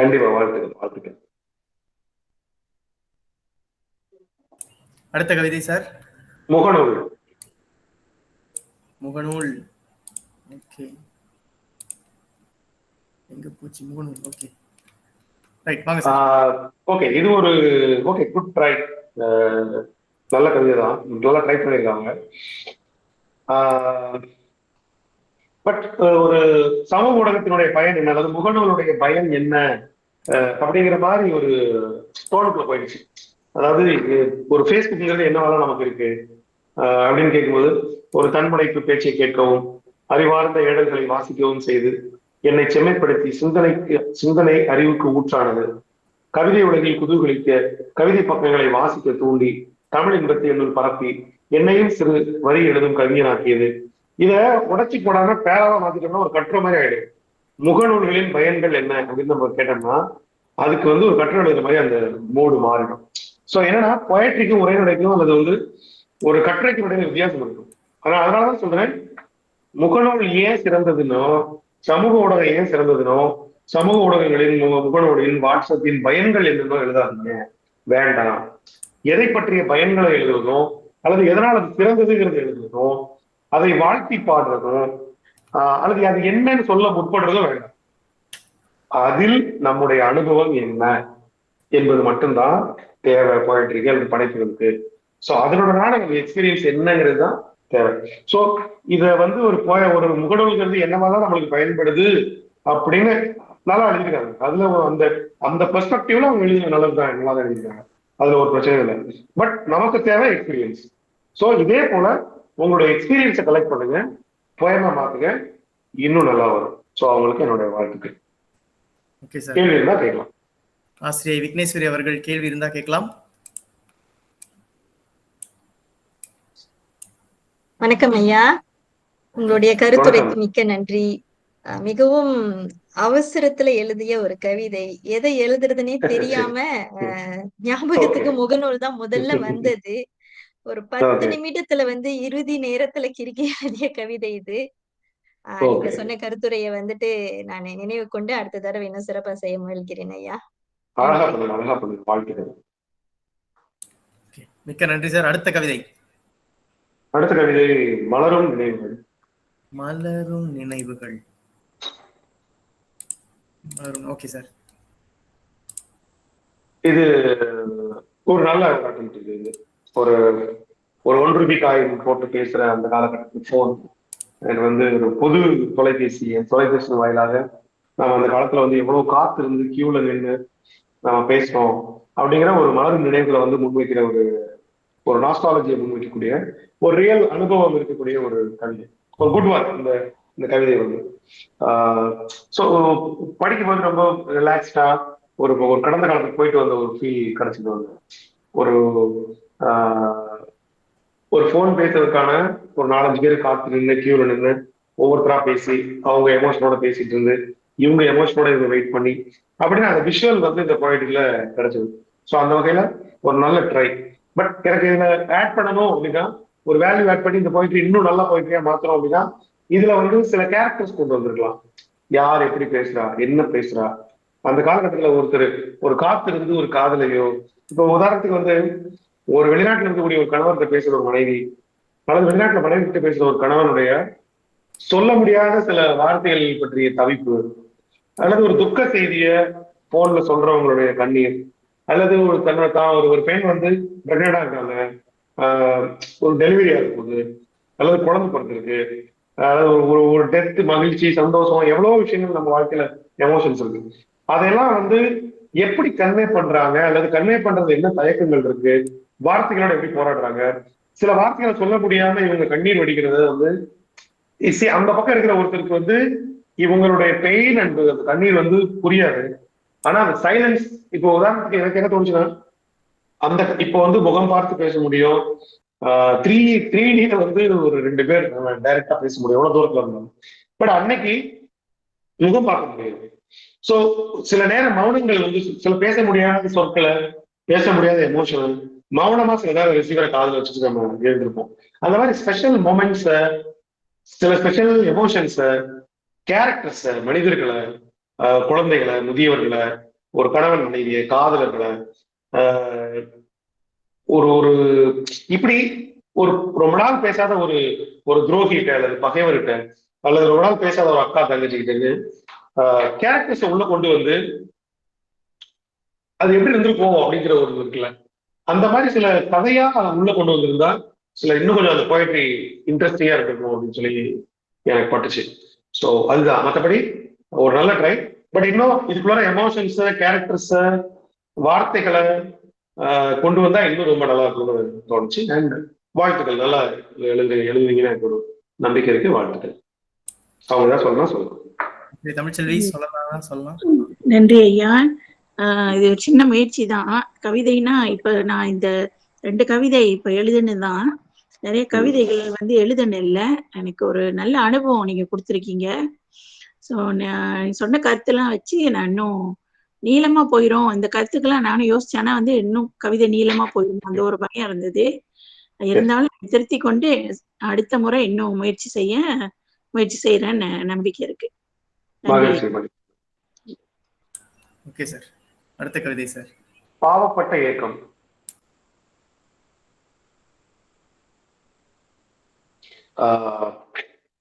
இதுவும் ஒரு நல்ல ஒரு குட் ட்ரை.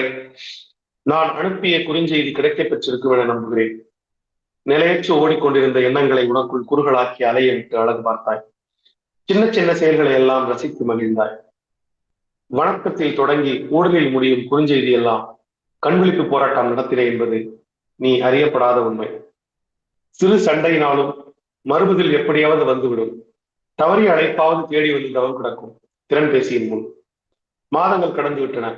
புராணத்தில் நீளம் படரவில்லை. அழைப்புகளும் தடை செய்யப்பட்ட நிலையில் இருக்கின்றன.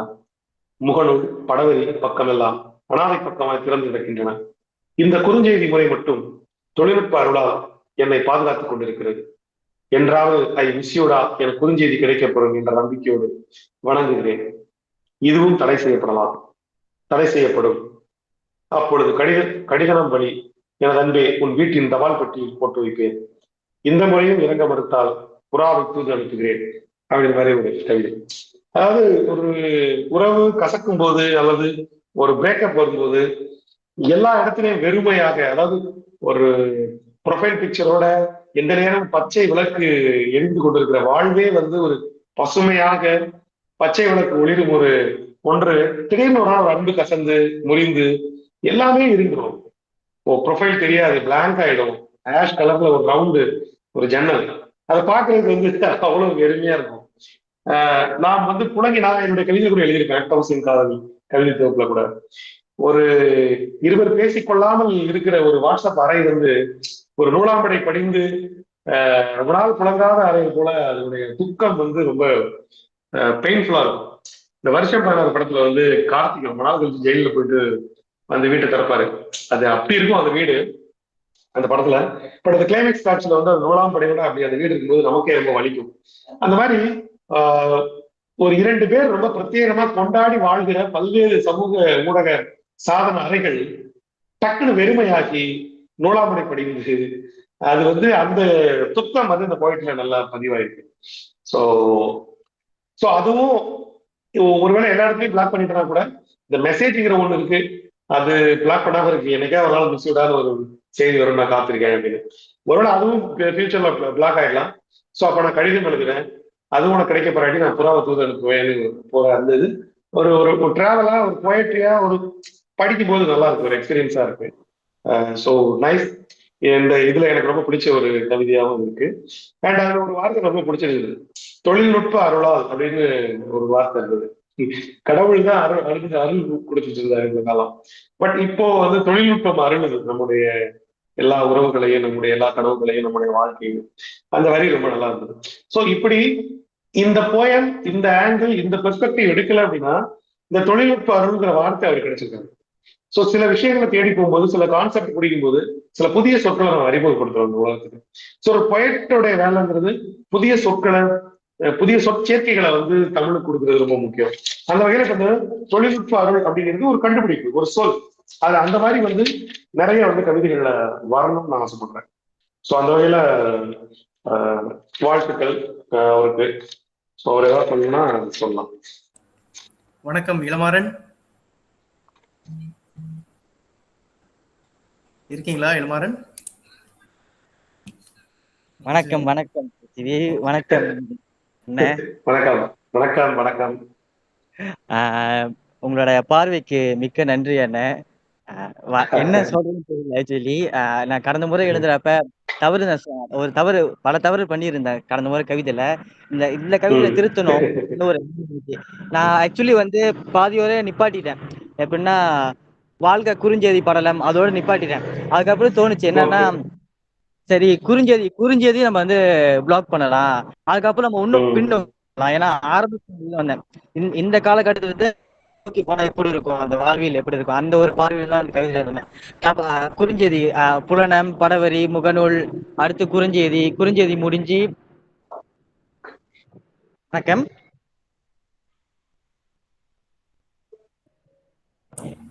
விளங்குது இளமாறன்? இப்ப கேக்குதா?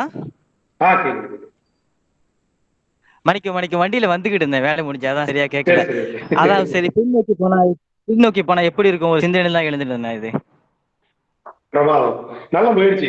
இப்ப நீங்க சொன்னதுல வந்து இந்த குறுஞ்செய்தி படம்லாம் சொல்லுங்க, குறுஞ்செய்தி கவிதைகள் அப்படியே ட்ரை பண்ணலாம். உதாரணத்துக்கு வந்து ஒரு ஒரு ஆண் அல்லது ஒரு பெண் தொடர்ந்து தன்னை ஏற்காத அல்லது தன்னை மறுத்து போய்விட்ட ஒரு ஒரு துணைவிக்கு அல்லது காதலிக்கு தொடர்ந்து அனுப்புகிற குறுஞ்செய்திகள் ரொம்ப அழகா ஒரு 4 வரி அப்படி எழுதி பார்க்கலாம். நல்லா இருக்கும். ஒரு ஆணோ பெண்ணோ எந்த ஒரு இதுலயும் வந்து ட்ரை பண்ணி பார்க்கலாம். அது வந்து ஒரு 100 கவிதையை ட்ரை பண்ணலாம். ஸோ ஒரு 100 மெசேஜஸ் ஒரு பிரிவு காலத்தில் ஒரு காதலிக்கு அல்லது காதலனுக்கு ஒருத்தர் அனுப்பிய 100 குறுஞ்செய்திகளை ஒரு கவிதையை நூலா மாற்றலாம். நல்லா இருக்கும் ஆக்சுவலி. ஒரு குட் ஐடியா இல்லை. ஸோ அந்த மாதிரி ட்ரை பண்ணி பார்க்கலாம். அதெல்லாம் நல்ல ஐடியாஸ் தான். அண்ட் வந்து இப்போ நீங்க சங்க இலக்கியத்துல வந்து பல்வேறு நிலம் 5 திணைகள் இருக்கு. இந்த 5 திணைகள்ல இருக்கக்கூடிய தலைவன் தலைவியும் வந்து இந்த குறுஞ்செய்திகளை அனுப்புறாங்கன்னா எப்படி இருக்குங்கிறது அதை வச்சு பார்த்தா இன்னும் வேற மாதிரி இருக்கும். ஸோ அதுக்குள்ள வேற எலமெண்ட்ஸ் வரும். வேற மரங்கள், வேற பறவைகள், வேற பூக்கள், வேற பொழுது, கடல், இப்படி நிறைய இருக்கும். ஸோ வந்து எழுதுறதுக்கு நிறைய ஆப்ஷன்ஸ் இருக்கு. ஸோ இந்த அப்படி ட்ரை பண்ணி பாருங்க குறுஞ்செய்தி கவிதைகள் அப்படின்னு. இன்னும் கொஞ்சம் பேர் யோசிக்கலாம். அந்த குறுஞ்செய்தி கவிதைங்கிறதுனா வேற ஏதாவது ஒரு ஒன்று வச்சுக்கிட்டு குறுந்தொகை கல்யாணம் பண்ண, குறுந்தொகை நச்சேரி, அந்த மாதிரி ஏதாவது ஒரு டைட்டில் மட்டும் பிடிக்கணும். பிடிச்சிட்டு வச்சா சூப்பரா இருக்கும். ஸோ ட்ரை பண்ணுங்க, யார் வேணாலும் ட்ரை பண்ணுங்க. பொதுவில் தான் அந்த ஐடியா த்ரோ பண்றேன். மிக்க நன்றி சார் அந்த ஐடியாவுக்கு. நாங்க எடுத்துக்கிறோம். அடுத்த ஓகே, அடுத்தது பக்கத்தில் இருக்குது. பக்கத்தில் இதை எழுதினவருடைய கவிதை தான் நீங்க போன முறை பாடலா வாசிங்க சார். அப்படியா? Okay okay okay. ஸோ நல்ல ஒரு ட்ரை தான், ஒரு குட் ட்ரை சொல்லலாம். ஒரு ஒரு கன்னி பெண்ணுக்கு பதிலாக, அதாவது ஒரு பெண்ணுக்கு பதிலாக ஒரு ஆண் ஒரு மடிக்கணினியை வச்சுட்டு என்ன பண்ணிட்டு இருக்கான் அப்படிங்கிறது தான். ஒரு பெண்ணோட காதல் மொழி பேச வேண்டிய நேரத்துல ஒரு கணிப்பொறியை பார்த்துட்டு உட்காந்துக்கிறான். ஒரு பெண்ணை வந்து மடியில் இறுக்கி வைத்து அழகு பார்க்க வேண்டிய வச்சு கணினிய உட்கார வச்சு பார்த்துட்டு இருக்கான். ஸோ எப்படி தன்னுடைய ஒரு அழகான இளவனை, தன்னுடைய வாழ்க்கையை வந்து எப்படி வந்து தொழில்நுட்பத்துல இழக்கிறான், ஒரு மடிக்கணினி முன்னாடி தன் மொத்த வாழ்க்கையை எப்படி அடமானம் வச்சுட்டு இருக்காங்கிறத பத்தியான ஒரு கவிதை. ஒரு விமர்சன கவிதை கூட சொல்லலாம். ஆக்சுவலி சமூக ஊடகத்தை வந்து மடிக்கணினியை வந்து முன்வைத்து விமர்சிக்கிற ஒரு கவிதை. பட் இந்த கவிதைக்குள்ள வந்து ஒரு நல்ல கவிதை இது. பட் நான் மறுபடியும் சொன்ன மாதிரி இந்த கவிதைக்குள்ள ஒரு இந்த கருத்து, ஒரு ஒரு அறிவுரை அல்லது வந்து அதை பற்றியான ஒரு சீரியஸான பார்வைக்கு வெளியில இது ஒரு எக்ஸ்பீரியன்ஸா சொல்லியிருந்தா அல்லது ஒரு கதையா சொல்லியிருந்தா நல்லா இருக்கும்னு தோணுச்சு. இப்போ வந்து ஒருத்தர் வந்து எப்ப பார்த்தாலும் மடிக்கணினியோடய உட்காந்துருக்கான் அப்படின்னா அந்த மடிக்கணினிக்கும் அவனுக்குமான உறவு அப்படிங்கிறத ஒரு பிக்சரைஸ் பண்ணி அவங்க 2 பேருக்கு இடையிலான உரையாடலாவோ அல்லது அந்த மடிக்கணினியும் அவனும் என்னவா ஏன் அப்படி இருக்காங்கிறதையும் அவங்க 2 பேரை முன் வச்சு ஒரு கவிதை எழுதலாம். ஒருத்தர் இந்த மடிக்கணினியால எப்படி வீணா போறான் அல்லது அவன் வாழ்க்கையை இழக்கிறான் அல்லது வந்து அவன் வாழ்க்கை எப்படி அதுல வீணா போயிட்டு இருக்குங்கிறத தாண்டி மடிக்கணினியும் அவனுமான அந்த ஒரு வாழ்க்கை எப்படி போகுதுங்கிறத ஒரு நபரை முன் வச்சு ஒரு ஃபிக்ஷன் கேரக்டரா முன் வச்சு பண்ணியிருக்கலாம். இப்போ உதாரணம் வந்து கணினி முருகன் அப்படின்னு ஒரு பேர் வச்சுக்கலாம். வச்சுக்கிட்டு அவனுக்கும் கணினி ஒரு ஒரு கேரக்டரா அவன் வந்து கொண்டு வந்துட்டு அதை பேசினா இன்னும் நல்லா இருந்திருக்கும். உதாரணத்துக்கு வந்து அவன் என்னெல்லாம் பண்றான் மடிக்கணினி வச்சுட்டுங்கிறத வந்து அது சொன்னா இன்னும் நல்லா இருக்கும்னு தோணுச்சு. இன்ட்ரெஸ்டிங்கா ஒரு ஒரு எல்லாரும் தன்னை பாக்குற மாதிரி இருக்கும். ஏன்னா பெரும்பாலான பேர் நீங்க வந்து ஒரு லேப்டாப்போடயே இந்த நேரம் சுத்திட்டு இருக்கவங்களுக்கு ஸோ இது நம்மளை பத்தி எழுதுற மாதிரி இருக்கு அப்படின்னு சொல்ற மாதிரி இன்னும் நெருக்கமா ஒரு எக்ஸ்பீரியன்ஸா எழுதிருந்தா இன்னும் ரொம்ப நல்லா இருக்கும். But good try. ஏதாவது கேள்வியோ விமர்சனமோ இருந்தா சொல்லலாம். பத்மநாதன் சார் வாங்க சார். வணக்கம் ஐயா. என் முகத்தையே காட்டிடுறேன். ஓகே, அதாவது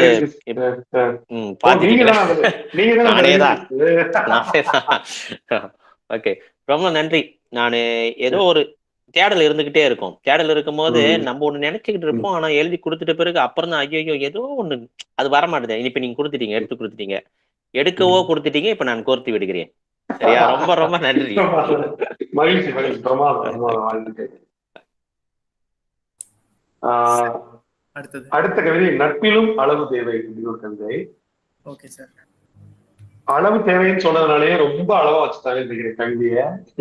ஒரு 5 வரியில முடிச்சுட்டாங்க. 5 வரி கூட சொல்ல முடியாது. 2, 4, 7, 9, ஒரு 12 வரி தான், 12 சொல் தான் கவிதை. ஸோ அளவு, கவிதைக்கு அளவு தேவையில்லை, கொஞ்சம் ஈட்டி எழுதியிருக்கலாம். ஊடகன் நட்பில் அளவை மறந்தவன் நாளும் மறந்த போதை ஆகிறான், அளவை உணர்ந்தவன் நாளும் தெரிந்த மேதை ஆகிறான். ஓகே, இப்பதான் கவிதை ஆரம்பிக்குது, அதுக்குள்ள ஒரு வேற ஏதோ வேலையாக கிளம்பிட்டாங்கன்னு நினைக்கிறேன். ஸோ ஒரு நல்ல கவிதை ஸ்டார்ட் ஆகுது, அப்புறம் அது அப்படி நின்றுச்சு. ஸோ சட்டுன்னு வந்த மழை வந்து ஒரு ஃபியூ செகண்ட்ஸ் வந்து போன மாதிரி ஆயிடுச்சு, நல்லா முழுசா நினைய முடியல. ஸோ நெக்ஸ்ட் டைம் வந்து இன்னும் நீட்டி கொஞ்சம் பெருசா எழுதுங்க. ஏன்னா கவிதை எதுவும் முடியலன்னு நினைக்கிறேன் நான். இது ஒரு ஸ்டேட்மெண்ட். இது ரொம்ப நேரம் வந்து நீ சமூக ஊடகத்துல இருந்தீங்கன்னா ஒரு ஊடக நட்பா இருக்கலாம், அல்லது வந்து எந்த ஒன்றா இருக்கலாம். அளவா வச்சுக்க, அளவுக்கு மிஞ்சினால் அமிர்தமும் நஞ்சு அப்படிங்கிறதுனுடைய வேற ஒரு விஷயம் தான் இந்த போயம் இருக்கு. பட் அதை தாண்டி ஏன் அப்படி இருந்தா என்ன ஆகும், ஒரு ஊடக நட்பு அதிகமா இருந்தா என்ன ஆகுங்கிறத சொல்லணும். ஆனா அதை வந்து செய்தியா சொல்லக்கூடாது, எக்ஸ்பீரியன்ஸா சொல்லணும், அதாவது கற்பனையா சொல்லணும். ஸோ அந்த விஷயம் மிஸ் ஆகுது. நெக்ஸ்ட் டைம் நல்லா ட்ரை பண்ணுங்க, பொறுமையா வந்து ட்ரை பண்ணுங்க. கடைசி நாள்ல கடைசி நேரத்துல அவசரமா அனுப்பி வைக்கிறேன். ஸோ நெக்ஸ்ட் டைம் பொறுமையா வெளியே அனுப்புங்க. சரி சார், நான் சொல்லிடுறேன் அவர்கிட்ட, அவர் இங்க இல்ல. நம்ம அடுத்த தொண்டை தண்ணீர் வற்ற கூவும் குயில்கள் என்று ஒரு கவிதை.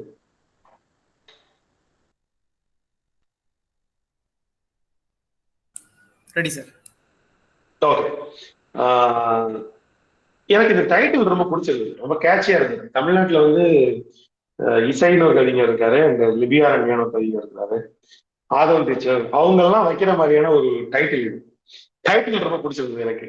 தொண்டை தண்ணீர் வற்ற கூவும் குயில்கள் அப்படிங்கிறது ஒரு இமேஜாவே ரொம்ப நல்லா இருக்கும். ஆக்சுவலி ஒரு இன்னைக்கு சமூக ஊடகங்கள்ல, யூடியூப்ல விடிய விடிய விடிய வந்து ஃப்ரெண்ட்ஸ் அப்படின்னு சொல்லி ஸ்டார்ட் பண்ணி மணிக்கணக்கில் பேசிட்டே இருக்காங்க. அப்புறம் தேவைப்படுதோ தேவைப்படலையோ, தங்கம் ஏன் நீங்க அமைதியா இருக்கீங்க, உங்க குடும்பத்துல பிரச்சனையா அப்படின்னு சொல்லி பேச ஆரம்பிக்கிறவங்க. ஒண்ணு புரிஞ்சுக்கோங்க, உங்க வாழ்க்கையில வந்து நீங்க உங்களை உண்மையாவே லவ் பண்றவங்க யாரும் தெரிஞ்சுக்கணுமா அப்படின்னு சொல்லி வாழ்க்கையில உள்ள அத்தனை விஷயங்களுக்கும் விளக்கம் கொடுக்கறதுக்கு தயாரா இருக்காங்க. ஒரு 100 பேர் 200 பேர் பேசிட்டே இருக்காங்க நான் ஸ்டாப்பா. பாவம் தண்ணி குடிப்பாங்களா இல்லையான்னு கூட தெரியல, அந்த அளவுக்கு பேசிட்டே இருக்காங்க. சோ அதை முன்வைத்த அந்த கேரக்டர்ஸ் எல்லாம் முன்வைத்த ஒரு கவிதை தான் இது, தொண்டை தண்ணீர் வற்ற கூவும் குயில்கள் அப்படின்னு. அந்த டைட்டிலே ஓகே, எனக்கு அதுக்காகவே அவங்க நான் பாராட்டேன் இந்த கவிதை எழுதினவங்க. ஸோ அண்ட் வந்து ரொம்ப நல்லா இருந்தது. பட் என்னன்னா அவங்கள வந்து அவங்க எப்படிலாம் இருக்காங்க அப்படின்னா அவங்கள வாழ்த்துற மாதிரியும், அவங்கள கொஞ்சம் லைட்டா விமர்சிக்கிற மாதிரியும், அண்ட் பெரும்பாலும் அவங்கள வாழ்த்துற மாதிரியும் இருக்குது. நல்லா பண்றீங்க, ஸோ இதே மாதிரி நல்லா பண்ணுவீங்கிற மாதிரி இருந்தது. ஸோ இதை வாழ்த்தாம இந்த கவிதையினுடைய டைட்டில் எப்படி ஒரு இன்ட்ரெஸ்டிங்கான ஒரு ஃபேக்டரா இருந்ததோ, அந்த மாதிரி இந்த சமூக ஊடகங்கள்ல வந்து தொடர்ந்து பேசிக்கிட்டே இருக்கவங்களுடைய கேரக்டர்ஸ் பத்தி, அவங்க என்னெல்லாம் சொல்றாங்கிறத பத்தி, அதுல இருக்கிற முரண்கள் பத்தி, அதுல இருக்கிற காமெடி பத்தி, அதுல இருக்கிற டிராஜடி பத்தி ஒரு இன்ட்ரெஸ்டிங்கா இன்னும் எழுதியிருந்தா ரொம்ப நல்லா இருக்கும்னு தோணுச்சு. எப்படி உங்க டைட்டில் இருக்குல்ல, உங்க டைட்டில் பாணியிலேயே மொத்த கவிதையை எழுதியிருந்தா ரொம்ப ரொம்ப இன்ட்ரெஸ்டிங்கா இருந்திருக்கும்னு எனக்கு தோணுச்சு. ஏன்னா கவிதை சீரியஸா போச்சு, அதுக்கப்புறம் உள்ள போகும்போது ரொம்ப சீரியஸா ஆயிடுச்சு. ஸோ இந்த டைட்டில் இருக்கக்கூடிய விளையாட்டு தன்மையும், ஒரு காமெடி சென்ஸையும், அண்ட் வந்து ஒரு ஒரு கலோக்கியலான தன்மையும் கவிதையா ட்ரை பண்ணி பாருங்க, ரொம்ப நல்லா வரும். ஸோ உங்களுக்கு என்னுடைய பாராட்டுக்கள். கேள்விகள் இருந்தா கேட்கலாம். மாலதி தேசிகாமணி அவர்கள் இருக்காங்கன்னு நினைக்கிறேன். இருக்கீங்களா? ஓ இல்ல, மாலதி தேசிகாமணி இல்ல. Okay sir, sorry sir. Okay okay. அடுத்த கவிதை வந்து டிஜிட்டல் முயக்கம்.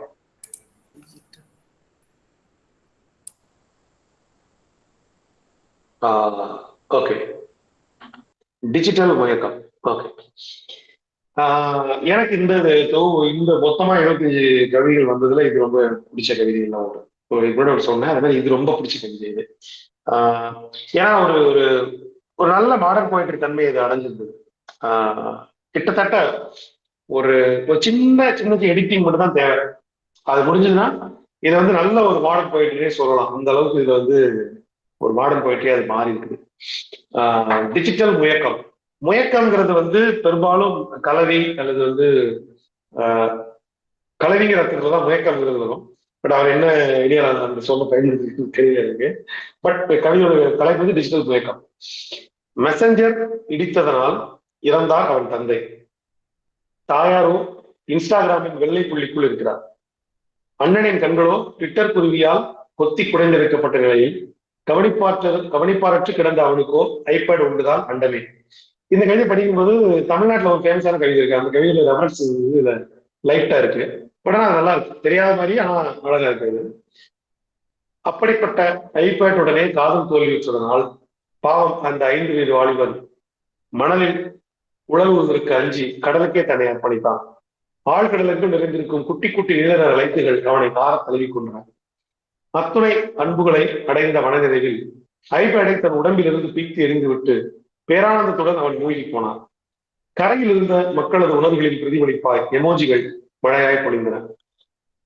ஓகே, இதுல நல்லா இருக்கு. இதுல என்ன கொஞ்சம் சரி பண்ண வேண்டிய விஷயம் அப்படின்னா, இந்த நீல நிற லைட்டுகள் எப்படி கடலாய் மாறுகிறதுங்கிற விஷயம் வந்து இன்னும் நல்லா அழகா சொல்ல முடியும். அண்ட் வந்து எமோஜிகள் மழையாய் பொழிவதை வந்து இன்னும் அழகுபடுத்தி இன்னும் விரிவா கொஞ்சம் சொல்ல முடியும். இந்த ஐபேட் அப்படிங்கிற விஷயம் இருக்கலாம், வந்து உடலில் பீத்தி எறிவது, சில ஒரு ஒரு லாஜிக்கலான சில விஷயம் இருக்கு. அதை மட்டும் கொஞ்சம் எடிட் பண்ண வேண்டியது. மற்றபடி இதுல வந்து லைக்குகளால் ஆன கடல் அப்படிங்கிற இமேஜ் நல்ல இமேஜ், நல்ல கண்டுபிடிப்பு. அதே போல எமோஜிகள் மழையா பொழிகிறதுங்கிறதும் நல்ல ஒரு இமேஜ். இப்ப இந்த ஜூம் மீட்டிங்லயே கூட சிரிக்க ஒரு 3 பேர் சிரிக்கிற மாதிரி தெரிஞ்சு விட்டாங்கன்னா அந்த 3 சிரிக்கிற முகம் அப்படியே மேல எழுந்து வரும். அப்படியே ஒரு யாக நெருப்பு வர்ற மாதிரி, பூமிக்குள்ள இருந்து எழுந்து வர்ற மாதிரி ஒரு இமேஜஸ் இருக்கும். ஸோ இந்த கற்பனைகள் வந்து ரொம்ப நல்லா இருக்கும். இன்ஸ்டாகிராமில் வெள்ளை புள்ளிக்குள் தயார் இருக்கிறது எப்படி பார்க்கிற விதம், பெர்ஸ்பெக்டிவ் ரொம்ப நல்லா இருக்கு. ஸோ இது இந்த மாதிரி இந்த முயற்சி கண்டிப்பா வேற இடத்துக்கு இந்த நபரை தூக்கிட்டு போகணும்னு நான் நம்புறேன். ஸோ அவருக்கு என்னுடைய வாழ்த்துக்கள். ஒரு பெஸ்ட் போயம் ஆகிறதுக்கான எல்லா தன்மையும் அது கொண்டிருந்து கொஞ்சம் எடிட் பண்ணோம். பட் நல்ல எக்ஸ்பீரியன்ஸ். வாழ்த்துக்கள் அவருக்கு. ஏதாவது கேள்வி இருந்தா ஓகே. மிக்க நன்றி சார். அது எழுதுனது நான் தான் சார். ஓ சூப்பர், மகிழ்ச்சி மகிழ்ச்சி. சார் என்னுடைய கேள்வி என்ன அப்படின்னா, தமிழ்நாட்டுல இருந்து ஏதோ ஒரு போயம்ல இருந்து இது இன்ஸ்பயர் ஆகி வந்திருக்கு அப்படின்னு சொல்லியிருந்தீங்க. அது எந்த போயம் சொன்னீங்கன்னா நான் போய் படிச்சுப்பேன். இன்ஸ்பயர் ஆயிருக்கீங்கன்னு சொல்ல முடியாது. ஒரு சின்ன ஒரு லைன் இருக்கு. அதாவது என்னன்னா, நீங்கள் பார்த்து கொண்டிருக்கும் நீலப்படத்தில் சன்னமாக இளைஞரையும் கொண்டு கொள்வனா தோழிலிருந்து சவுக்கு வரவேன் தந்தை. நீங்கள் பிரியாணி பொட்டலம் வாங்கிய நாளில் ஓடிக்கொண்டிருக்கும் அம்மாவின் ஒரு செட் ஆஃப் ஃபேமிலி, ஒரு ஃபேமிலி வருது. ஒரு அப்பா, ஒரு அம்மா, ஒரு அண்ணன், இதுன்னு ஒரு ஃபேமிலி வருது இல்லையா? அழகா தான் இருக்குது. தப்பா இருக்கிற மாதிரி சொல்லலாம். இன்ஸ்பயர் ஆகுறது ரொம்ப நல்ல விஷயம். அது ரொம்ப அழகா தான் இருக்கு. அது ஒரு பிரச்சனை கிடையாது. பட் அந்த போயிட்டே படிச்சு நம்மளுடைய சப்கான்சியஸ்ல இருந்து வருவது. இது வந்து நேரடியா நீங்க இன்ஸ்பயர் ஆயிருக்கீங்கன்னு சொல்ல வரலாம். பட் பொயட்ரி, ஒரு பொயட் வந்து நல்ல பொயட்டுகள் எப்படி உருவாகுறாங்க அப்படின்னா, நிறைய நல்ல கவிதைகளை படிப்பதன் மூலமாக அது சப்கான்சியஸ்ல போய் உட்கார்ந்து அது ரீப்ரொடியூஸ் ஆகும். அது வந்து வேற ஒரு இடத்துல வேற ஒரு கவிதைக்குள்ள அழகா பொருந்தி வந்து வெளியே வரும். இப்ப பாரதியாரே பாத்தீங்கன்னா பல்வேறு அவருக்கு முந்தைய கவிஞர்களுடைய கவிதைகளுடைய சொற்களையும் பொன்னியவும் எடுத்துதான் எழுதுறாரு. சோ பாரதியார் சொற்களை வெறும் பாரதியார் சொற்கள் கிடையாது, அவருக்கும் மூலம் இருக்கு. இப்ப நான் எழுதுறேன்னா நான் எனக்கு போய் இந்த நிறைய பேருடைய சொற்களையும் பொன்னியும் எடுத்துதான் நான் எழுதுறேன். அதுல இருந்து ஒரு ஃபைன் டியூன் பண்ணி நான் ஒண்ணு கண்டுபிடிக்கிறேன். அந்த மாதிரி இப்ப நீங்க அதுல இருந்து வேற ஒண்ணு கண்டுபிடிக்கிறீங்க. சோ இது உங்க சப்கான்சியஸ்ல இருந்து கூட வந்திருக்கு. சோ போயட் அப்படிதான் வரும், அப்படிதான் போயட்ரி ப்ராசஸ் இருக்கும். அதனால அது நல்ல விஷயம் தான். அது ஒரு நல்ல போயிட்டுன்னு சொல்லிருந்தீங்களா, அது எங்க இருந்து எடுக்கணும்னு. மத்தபடி இந்த கவிதை உருவானதுக்கு காரணம் வந்து எல்லா வாட்ஸ்அப் அறைகளிலும் ஒரு ஆக்டோபஸ் வாழ்கிறது, கண்ணாடி அணிந்தபடி நீந்தும் அதன் துயரம் மொழியற்றது, எனவே அது சொல்ல அருகே வழியோடு அந்த நீல நிற குருதியை சுண்டுகிறதுன்னு ஒரு பெரிய ஃபேமஸான போயிட்டு இருந்த ஒரு கவிதையை படிச்சிருந்தாங்க. அதனால ஒரு வரியில இருந்து வந்ததுதான் இந்த மொத்த கவிதையும். ஆனா நீங்க சொன்னது எல்லாத்தையும் நான் கொண்டேன் சார். அந்த லைக்குகளுக்கு நான் ஒரு லாஜிக் வச்சிருந்தேன், அந்த லாஜிக்கை கவிதையில செலுத்திடுறேன். என்னோட லாஜிக் என்னன்னா, கடலுக்குள்ள இதே மாதிரி ஏகப்பட்ட பேர் விழுந்து செத்துருந்தாங்கன்னா அவங்களோட டிவைசஸ்குள்ள இருந்து லைக் வந்திருக்கும் இல்லையா நிறைய. அது வந்து இதோடைய நேர்முக பொருள். மறைமுக பொருள் என்னன்னா, ஒருத்தர் செத்தானா Facebookல நிறைய லைக்ஸ் வரும்ல, கடன்னு அப்பதான். சோ எமோஜி எல்லாம் வரும் நிறைய. அதுதான் மறைமுக பொருள் சார். சோ மிக்க நன்றி சார். இல்ல இந்த உங்களோட 2 இன்டர்பிரேஷன் எல்லாமே கூட வாழ்த்து கடலில் மூழ்கினார், அமைதி கடலில் மூழ்கினார், அன்பு கடலில் மூழ்கினேன் அப்படின்னு சொல்லும்போது அது ஒரு ஓமைதான், உருவகம் தான். சோ லைட் கடல்ல மூழ்கிறதுங்கிறது நீங்க அவ்வளவு தூரம் லாஜிக் பண்ணணும்னு அவசியம் கிடையாது. சரிங்க சார். அப்போ ஓகே சார். ஸோ லைட் கடல்ங்கிறது ஒரு கடல் தான், எமோஜி மழைங்கிறது ஒரு மழை தான். சோ அது ஒண்ணும் கவிதை மழையில் நனைந்தேன் அப்படின்னு சொன்னா லிட்டரலா கவிதை பெய்யாது இல்லையா? ஆனா அது ஒரு உருவகமா கவிதை மழை போல பெய்யுது அப்படிங்கிறது தான். அதெல்லாம் அது இல்லாட்டி கூட நல்லா தான் இருக்கு. பட் அந்த ட்விட்டர் குருவி வந்து அண்ணனோட கண்ணை குதிட்டு போகுதுங்கிறது இருக்குல்ல, அது ரொம்ப நல்லா இருக்கு. இந்த ட்விட்டர் குருவியை பற்றியோ இந்த இந்த எம்ப்ளம்ல இருக்கக்கூடிய விஷயங்கள், எமோஜில இருக்கக்கூடிய விஷயங்கள்.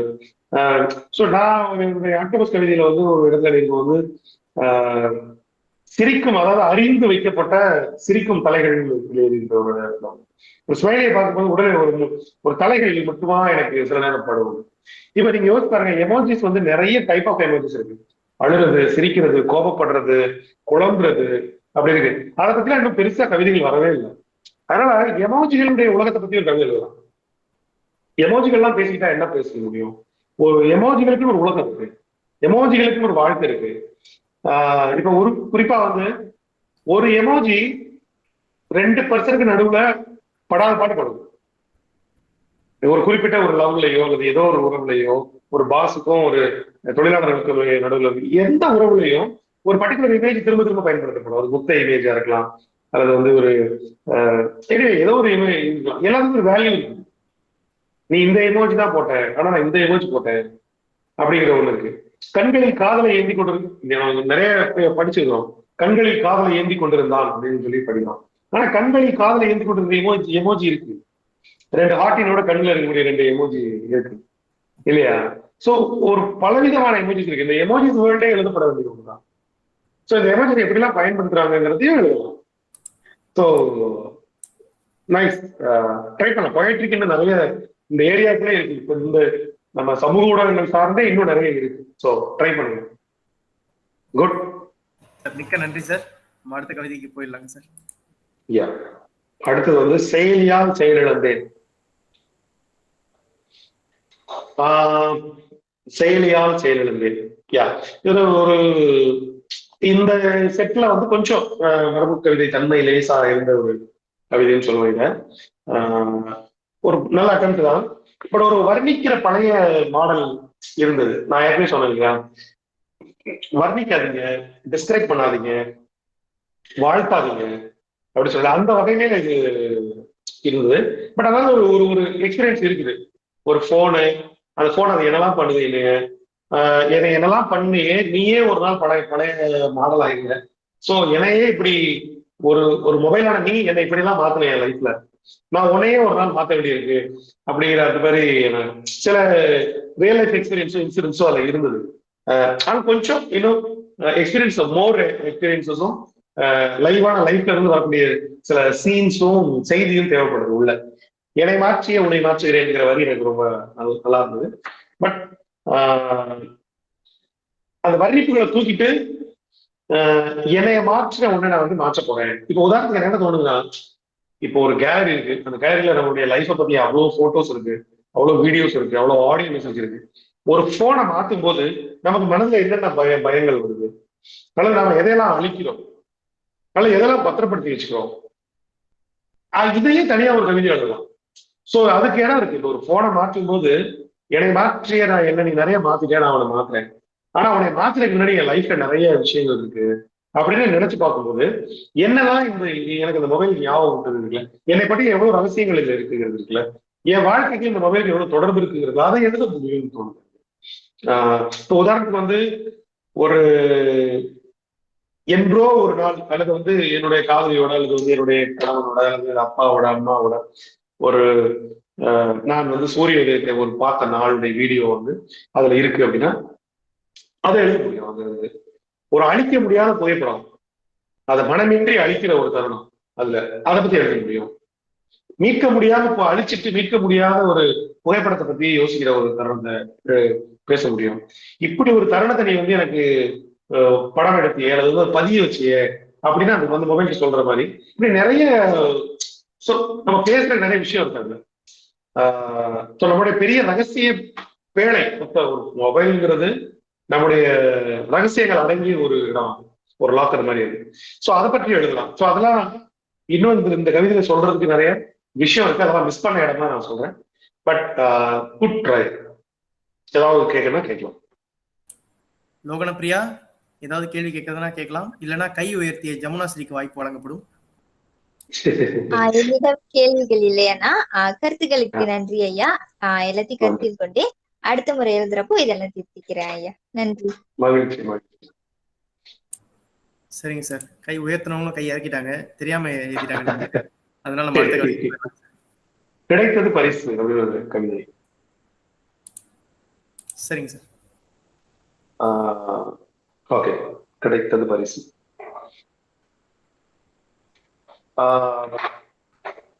ஓகே, நல்லா இருக்கு. ஒரு அட்டெம்ப்ட் தான் இந்த கவிதையும். ஒரு ஆன்லைன் சீட்டிங் பத்தி அல்லது ஒரு சைபர் கிரைம் பற்றியான நான் எதிர்பார்த்தேன் இல்லையா, நான் சொன்ன மாதிரியான ஒரு பாயிண்ட் தான் இது வந்து. பணத்தை வந்து ஒரு சின்ன ஒரு ஆசையில ஒரு பணத்தை பறிகொடுத்த ஒரு மொமெண்ட் பற்றியான ஒரு கவிதை. கீச்சிடும் சத்தம் கேட்டு ஓடோடி வந்தேன் நான், பின்னேறி கீச்சது என்னை கிழிக்க போவதை உணராமல். ஸோ அந்த ஒரு பொய்மான் மாதிரி, ராமாயணத்துல வர்ற பொய்மான் மாதிரி ஒரு சவுண்ட் வருது. அந்த சவுண்டை பின்தொடர்ந்து போனா பரிசு தொகைன்னு சொல்றாங்க, முன்பணம் கேட்கறாங்க, கொடுத்தா அவ்வளவுதான் முடிஞ்சதுன்னு ஒரு ரியல் இன்சிடென்ட் எல்லாருக்கும் நடக்கிற ஒன்று எழுதியிருக்காங்க. ஒரு ட்ரை. பட் இன்னும் கொஞ்சம் இதுக்குள்ள கதை தேவைப்படுது, உரையாடல் தேவைப்படுது, எமோஷன் தேவைப்படுது, எக்ஸ்பீரியன்ஸ் தேவைப்படுது. ஸோ இன்னும் கொஞ்சம் ட்ரை பண்ணுங்க. பட் எடுத்துக்கிட்ட கண்டென்ட் நல்லா கிடையாது. ஏன்னா யாருமே எடுக்கல. ஒரு சமூக ஊடகங்கள் வாயிலாக அல்லது மொபைல் வாயிலாக ஏமாறுற ஒரு விஷயத்தை பத்தி யாருமே இல்லை. அந்த விதத்துல கான்செப்ட் எடுத்தது சூப்பர். ஆனா பொயட்ரியா இன்னும் ட்ரை பண்ணணும், நிறைய ஒர்க் பண்ணணும். ஸோ வாழ்த்துக்கள். கேள்விகள். வணக்கம் அண்ணன். வணக்கம் ஐயா. இப்போதைக்கு கேள்விகள் எதுவும் இல்லை. ஆனா ஐயா சொன்னதெல்லாம் குறிப்பிட்டு கொண்டேன். கண்டிப்பாக இது இன்னும் நீளமா இருக்கணும்னு எனக்கு ஆசை இருந்துச்சு. இதுக்கப்புறம் அதை இன்னும் விரிவுபடுத்தேன். நன்றி. மகிழ்ச்சி. சரிங்க சார். ஓகே, அடுத்தது வந்து சந்தித்த நாள் முதல். ஆமா. சோ இது நான் எதிர்பார்த்த மாதிரி ஒரு கவிதையா வர வேண்டியது, ஆனா மிஸ் ஆயிடுச்சு. ஸோ ஒரு என்ன சொல்றது, இதுல வந்து நெட்ஃபிளிக்ஸ்ல பார்த்த தீரா காதல் படம் பற்றியான செய்தி இருக்கு,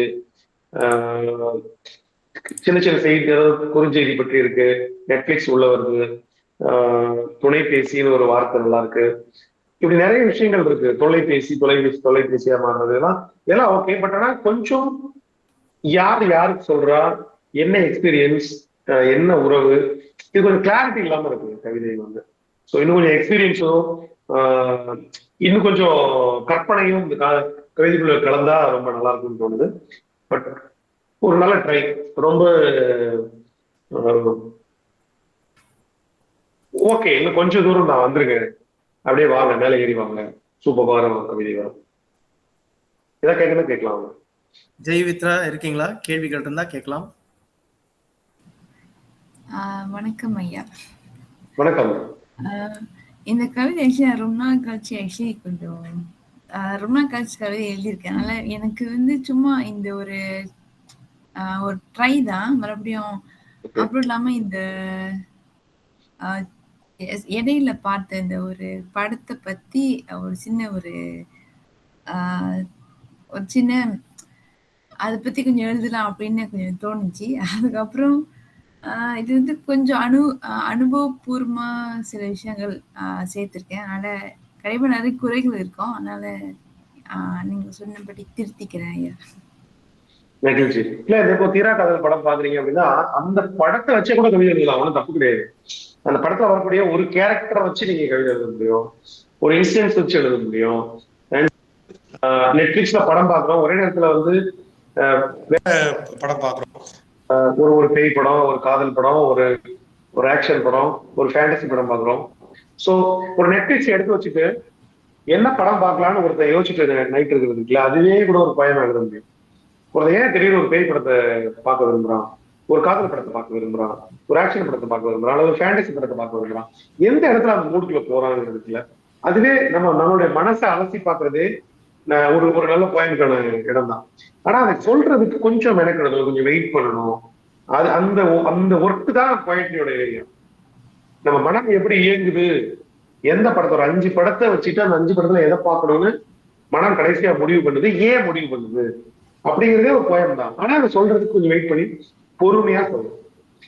அதுக்குள்ள என்னென்னலாம் வந்து சொல்லலாம். இப்போ ஒரு நைட், ஒரு நள்ளிரவு, ஒரு வேலையற்ற இரவு அல்லது அதிக வேலை இருக்கிற ஒரு இரவு, அல்லது ஒரு ஒரு பிரிவுக்கான இரவு, அல்லது வந்து ஏதோ ஒரு இரவு ஒரு கைண்ட் ஆஃப் மூட்ல அவன் இருக்கான். அந்த மூட்ல அவன் வந்து திரையை ஆன் பண்றான். அவனுக்கு வந்து 5 வாழ்க்கை ரெடியா இருக்கு. இந்த 5 பேருடைய வாழ்க்கையை வந்து ரெடியா இருக்கு. அந்த 5 பேருடைய வாழ்க்கைக்குள்ள யாருடைய வாழ்க்கைக்குள்ள அவன் போக விரும்புறான்னு அவன் சூஸ் பண்றான். சோ அந்த 5 பேருடைய வாழ்க்கையை ஒவ்வொரு வாழ்க்கையை பத்தி சொல்லிட்டு அதுல பர்டிகுலர் ஒரு வார்த்தையை தேர்ந்தெடுக்கிறான். அந்த வாழ்க்கைக்குள்ள அவன் போறான். அங்க ஒரு 3 கேரக்டர் அவன் மீட் பண்றான். அப்படிங்கிறதே ஒரு போயட்ரிக்கான ஏரியா தான். சோ தீரா காதல் அப்படிங்கிறது வந்து அவங்க செலக்ட் பண்றாங்கன்னா, அப்போ ஒரு காதல் ஜோடிகளை வந்து கூட பயணிக்க அவன் வந்து முடிவு பண்ணான். அப்படின்னு போயிட்டு அப்ப அங்க என்ன நடந்ததுங்கிறது பேசலாம். சோ இது சொல்றதுக்கு ஈஸியா இருந்தாலும் பொயட்ரியா வரும்போது கொஞ்சம் கஷ்டம். சுருங்க அழகா கச்சிதமா சொல்றது கஷ்டம். ஆனா 4-5 முறை அது ட்ரை பண்ணி பார்த்தா வந்துடும். சோ எதை சொன்னாலும் அந்த எக்ஸ்பீரியன்ஸோட சேர்த்து சொல்லுங்க. கட் பண்ணாதீங்க, அப்டிராக்ட் பண்ணாதீங்க, ரொம்ப கூடப்படுத்தாதீங்க. அவ்வளவுதான். மற்றபடி நல்லா ட்ரை. அடுத்த கவிதை அடுத்த கவிதை சார். கருப்பு தாஜ்மஹால். கருப்பு தாஜ்மஹால். Okay sir. ஸோ இதுவும் ஒரு நல்ல கவிதைக்கான நிறைய இதை கொண்டிருக்கு. அதாவது என்ன சொல்ற கூறுகளை கொண்டிருக்கு. பட் 2 பக்கம் நிற்கிது. ஒரு நல்ல கவிதைக்கும் ஒரு நல்ல கவிதைன்னு சொல்ல முடியாது. அந்த கவிதை ஆக முடியாத ஒரு இடம் இந்த 2க்கு நடுவுல ஒரு பேலன்ஸிங்கே நிற்குது.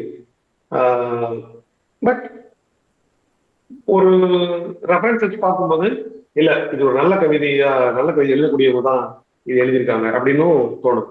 அப்படி ஒரு மாதிரி ஒரு பல்வேறு லைட்டிங்ல இந்த போயம் இருக்கு.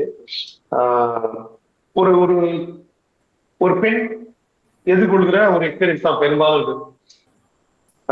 அந்த போட்டோ யார் எடுத்தது, அங்க ஏன் நீ போன, ஏன் உனக்கு அவளை அதிகமா லைக் போடுறான், ஏன் உனக்கு குறிப்பா ஆர்டிஎன் போடுறான், ஏன் உன் கமெண்ட் மட்டும் பல்லு நிக்கிற மாதிரியே போட்டோ போடுறான், யார் அவன் அப்படின்னு ஒரு கண்காணிப்பு வளையத்துக்குள்ள ஒரு காதலனோ கணவனோ அண்ணனோ அப்பாவோ ஒரு பெண்ணிட்ட வந்து கேட்கும் போது அங்க உருவாக்குற ஒரு உணர்ச்சியை தான் அவங்க வந்து எழுதியிருக்கிறாங்க. சாயாங் அப்படின்னா என்ன மலையாளத்திலும், சரி மலேசியால சாயாங்னா அன்பே தங்கமே அந்த மாதிரி சார். ஓகே, நல்லா இருக்கு. சரி, ஒரு போயம் வந்து ஒரு குறிப்பிட்ட பிரதேசத்துல இருந்து எழுதப்படுதுங்கிறதுக்கான ஒரு ரெஃபரன்ஸ் அது இருக்கு. அது எனக்கு பிடிச்சிருக்கு. ஸோ இப்படிதான் இருக்கணும். நான் தேடணும் சாயாங்னா என்னன்னு நான் தேடணும். அந்த போயிட்டு அதை ஏற்படுது. அது வந்து நல்ல ஒரு அம்சம். அது முதல் வார்த்தையா வச்சது சூப்பர். அண்ட் கருப்பு தாஜ்மஹால்ங்கிறதே ஒரு நல்ல இமேஜ். ஏன் தாஜ்மஹால் ஒயிட்டா இருக்கணும், கருப்பா இருந்தா எப்படி இருக்குங்கிற அந்த இமேஜ் நல்லா இருக்குது. அண்ட் தாஜ்மஹால்ங்கிறது ஒரு காதலோட அடையாளம். அந்த காதல் வந்து கருத்து போகிற இடம் இருக்குல்ல, அதுவும் அந்த பொயட்ரிக்குள்ள இருக்கு. ஸோ குறியீட்டு ரீதியா கருப்பு தாஜ்மஹால்ங்கிறது ஒரு காதல் கருப்பு இடத்த வந்து ஒரு இமேஜ் வரியா வைக்குது. ஸோ அந்த டைட்டிலும் அந்த முதல் வரியும் நல்லா இருக்கு. புதிய புகைப்படமா, எப்போது எடுத்தாய், முகநூலில் ஹார்ட் நோட்டிபிகேஷன் வந்த நொடி புலகத்தில் இச்செய்தி ஒழித்தது. அதாவது ஹார்ட் வந்து முகநூல்ல வருது, ஆனா செய்தி புலகத்துக்கு வருது. ஸோ இங்கேயே வந்து கான்ட்ரடிக்ஷன் இருக்கு. ஒரு சந்தேக வளையம் அல்லது கண்காணிப்புங்கிறது இப்படிதான் நடக்குது. ஸோ தாஜ்மஹால் சிற்பிகளின் விரல்கள் வீசப்பட்டது போல நானும் அவ்வாறே உணர்ந்தேன். இதுல வெட்டி வீசப்பட்டது போல அப்படின்னு வெறுமனே வீசப்பட்டது போல இருக்கு. விரல்கள் இப்படி வீசின மாதிரி ஒரு காற்றில் வீசப்பட்டது மாதிரி ஒரு இமேஜ் கொடுத்துருவோம். ஸோ ஒரு வரலாற்று செய்தி, அது உண்மையா பையன் நமக்கு தெரியாது, ஆனா அப்படி ஒரு வரலாற்று செய்தி இன்னும் சொல்லப்படுது இருக்கு. ஸோ அந்த ரெஃபரன்ஸ் எனக்கு கொண்டு வந்தது நல்லா இருந்தது. நானும் அவ்வாறே உணர்ந்தேன் அப்படின்னு. ஒரு காதலை வணைந்த கைகள் நறுக்கப்படுகிற ஒரு ஃபீல். யார் இந்த கார்த்திக் அடிக்கடி ஒரு புகைப்படத்தில் கவிதைகளை வைத்து கடமைப்படுவது ஒரு கேள்வி வருது. ஸோ இதை இன்னும் கச்சிதமா இன்னும் கொஞ்சம் இந்த கலோக்கியல் தன்மையை கொஞ்சம் அழகா ஒரு செவ்வியல் படுத்திருக்கலாம். கார்த்திக்ங்கிற பேரை தூக்கிருக்கலாம், யார் அவன் அப்படின்னு வச்சிருக்கலாம். ஏன்னா கார்த்திக்ங்கிறப்ப ஒரே ஒரு பேர், ஒரு ஆளை நான் பாக்குறேன். பட் அவன் அப்படிங்கிறப்ப நிறைய பேர் நான் பாக்குறேன். சோ சிங்கிள் அடையாளத்துக்குள்ள வைக்காம பல்விதமான அடையாளத்துக்குள்ள அதை வச்சா இன்னும் நல்லா இருந்திருக்கும்னு நான் நினைக்கிறேன். அண்ட் ப்ளூ டிக் மறைந்து இப்போது ஒரு டிக் மட்டுமே பதிலளிக்கிறது அப்படின்னு யாரையோ பிளாக் பண்ணிட்டாங்க, அதை விட்டு போயிட்டாங்கிற ஒரு செய்தி. So nice. இந்த டாபிக்கு ஓகே, நல்ல போயமா எழுதியிருக்காங்க, ஷார்ட்டா அதே சமயத்துல ஸ்வீட்டா இருக்கு. ஸோ அவங்களுக்கு என்னுடைய வாழ்த்துக்கள். தொடர்ச்சி எழுதுங்க. கேள்விகள் இல்லை சார், நம்ம அடுத்த கவிதைக்கு போகலாம் சார். உங்க கவிதை இல்ல என்னோடது இல்லை சார். அப்ப யாரோட கவிதை? கேள்வி யாரோட தெரியும்? எழுதின ஆள் இல்லை சார் இங்க. ஓ ஓகே, ரைட், சூப்பர். அடுத்த கவிதை கணினி காதலன். இல்ல கணினி காதலன் தான். ஆமா, கணினி காதலன். Okay sir. கணினி காதலன். ஓகே, இது ரொம்ப பெரிய போயமா இருந்தது. நல்ல ட்ரை. ஒரு கிளியரான நரேஷன், எங்கேயுமே குழப்பமே இல்லை. என்னன்னா ஒரு இந்த மொத்த போயம் 25 போயம் வந்து எனக்கு ரொம்ப பிடிச்ச விஷயம் என்னன்னா, எங்கேயுமே அப்டிராக்டாவே யாரும் எழுதல, புரியாத விஷயங்களை யாரும் எழுதல, புரியாம ஒரு நிறைய போயம்ஸ் இருந்தது கடந்த 2 இதுவாகுது. அது இதுல சுத்தமா துணை தெரியப்பட்டிருக்கிறது எனக்கு ரொம்ப சந்தோஷமா இருக்கு. ஸோ இதுவும் வந்து ஒரு கிளியர் நரேஷன்ல இருந்தது வந்து எனக்கு ரொம்ப நல்லா இருந்தது. அண்ட் ஒரு பொண்ணோட நடக்கிற காதலா அல்லது வந்து கம்ப்யூட்டரோட நடக்கிற காதலாங்கிறது இருக்குல்ல, அது வந்து அது சொல்லப்பட்ட விதம் ரொம்ப நல்லா இருந்தது. உன் முகத்தை பார்த்த பின்புதான் என் பொழுது விடுகிறது. ஒரு பொண்ணுன்னு நினைச்சோம்னா அது கம்ப்யூட்டர். என் 10 விரல்களின் பரிசங்களுக்கு நீ ஏங்குகிறாய் என்பதை அறிவேன் நான். அதாவது ஒரு மோகம் மூட்டுது, சொல்லும் போது மோகம் மூட்டுது. ஆனா அது ஒரு மனிதனை பற்றிய, மனிதரோடு அவர்களுக்கு உறவல்ல, ஒரு கணினிக்கு இருக்குது. உனக்கும் எனக்கும் சம்திங். அது காதலா, நேசமா, பாசமா, கடமையா, அறியாமல் கருதுகிறேன். எத்தனையோ கன்னிப்பெண்கள் என்னை கடந்து போகிறார்கள். எவரையும் என்னால் பார்க்க முடியவில்லை, ரசிக்க முடியவில்லை. காரணம் நீ மட்டும்தான். விடியும் முன்னே உன்னை சந்திக்க கிளம்புகிறேன். நமக்காக ஒதுக்கப்பட்ட அந்த குளிரூட்டி அறையில் நீயும் நானும் மட்டும்தான். அதாவது ஒரு பெண்ணுக்கான சொன்னா அது வேற மாதிரி இருக்கும். பட் ஒரு கணினியோட ஒரு குளிரோட பட்ட அதில் இருக்காங்கிறது. பட் அதாவது அந்த எமோஷன், அந்த ஃபீல் வருது. என் ஓய்வு நேர உணவு கூட உன்னோடு சேர்ந்தே உண்கிறேன். காலையில் உன்னோட அறைக்குள் புகுந்தான் இருட்டும் வரை. தமிழ் 3 புள்ளி வச்சிருக்கிறாரு. இதுவும் ஒரு ஆணுக்கும் பெண்ணுக்கும் தான் வேற. பட் கணிப்பொறிங்கிறப்போ வேற. அந்த அது வந்து அந்த 96 படத்துல வந்து திரிஷாவும் விஜய் சேதுபதி வந்து லவர்ஸ். அவங்களுக்கு நிறைய தனியா டைம் கிடைக்கும், தனியா அவங்களுக்கு இருக்கிறதுக்கான நிறைய டைம் கிடைக்கும். ஆனா அவங்க வந்து முத்தம் கொடுத்துருவாங்களோ, தொட்டுருவாங்களோ, தொடமாட்டாங்களோ, அவங்க என்ன ஒரு டென்ஷன் இருந்துட்டே இருக்கும். இவங்க எப்பயாவது வந்து ஒரு டச் பண்ணிப்பாங்களோ, முத்தம் கொடுப்பாங்களோ, கட்டி பிடிச்சிப்பாங்களோங்கிற ஒரு டென்ஷன் இருக்கும். ஆனா கடைசி வரைக்கும் அதை செய்யவே மாட்டாங்க. ஆனா அந்த படத்தை வந்து ஹோல்ட் பண்றது அந்த டென்ஷன் தான். சோ அந்த மாதிரி இந்த போயம்ல வந்து ஒரு பெண்ணோட ஒரு ஆணுக்கு இருக்கக்கூடிய ஒரு ஒரு ஒரு மோக உணர்வினுடைய டென்ஷன் இருக்கு. பட் ஆனா அது இல்லை அப்படின்னு ஒரு அந்த விதம் வந்து இந்த போயட்ரி வாசிக்கும் போது நல்லா இருந்தது. பட் இன்னும் இதுல மாடர்னா இதை எழுதுறதுக்கான இடங்கள், எடிட் பண்றதுக்கான விஷயங்கள், கற்பனைகள், மொழி நிறைய இருக்கு. பட் குட்டாட்டம். வாழ்த்துக்கள். ஏதாவது கேள்வி இருந்தா கேட்கலாம். அன்பரசி டீச்சர், வணக்கம் டீச்சர். வாழ்த்துக்கள். கேள்வி இருந்தா கேட்கலாம். வணக்கம் சார். இது அவசரமா எழுதின கவிதை தான். போன முறை எழுதின கவிதையில வந்து சில விஷயங்கள் நீங்க சொல்லி இருந்தீங்க. அதை கொஞ்சம் மெருகுபடுத்தி தான் நான் இப்ப கொஞ்சம் மாற்றி எழுதியிருக்கேன். அதாவது நீங்க சொன்ன கருத்தை வச்சு கொஞ்சம் மாற்றி அமைச்சிருக்கேன். ஆனா என்னன்னா, கவிதைன்றது பெரும்பாலும் நான் எடுத்தேனாக்கா அந்த சந்தத்தோடையும் மரபு சம்பந்தமா தான் வரும். இதுதான் முறையா நான் வந்து கொஞ்சம் இந்த உரை மாதிரியும் எழுதி பழகிக்கிட்டு இருக்கேன். மேலும் மேலும் இன்னும் நல்லா சிறப்பா செய்யணும்ன்றது எண்ணம். நிறைய கருத்துக்கள் நீங்க சொல்லிட்டு இருக்கீங்க. ஒவ்வொரு கவிதையிலையும் ஒவ்வொரு கருத்துக்களையும் நுண்ணிப்பா எழுதி வச்சுக்கிட்டு இருக்கேன். அடுத்த முறை பார்ப்போம், இன்னும் சிறப்பா செய்வோம். ரொம்ப நன்றிங்க ஐயா உங்களுடைய கருத்துக்களுக்கு. மகிழ்ச்சி. சரிங்க சார். அடுத்த கவிதை கடல் கடந்த காதல்.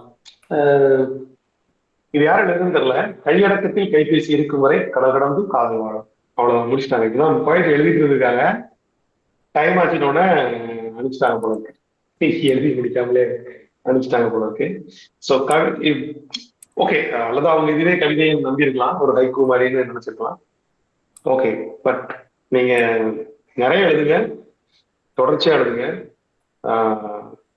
ஸோ கடந்து காதல் வாழ்ற மாதிரி கவிதையும் வாழணும்னா நீங்க நிறைய எழுதணும். அதனால வாழ்த்துக்கள் சார். இதை எழுதினவங்க வந்து திவ்யா சார். அவங்க வந்து இப்ப பேச முடியாத ஒரு இடத்துல இருந்து இதை கேட்டுட்டு இருக்காங்கன்னு சொன்னாங்க எனக்கு. அதனால பார்வைக்கு ரொம்ப நன்றி சொல்லியிருக்காங்க sir. Super. Okay sir. So அடுத்தது ஏங்குகின்றேன்னு ஒரு கவிதை.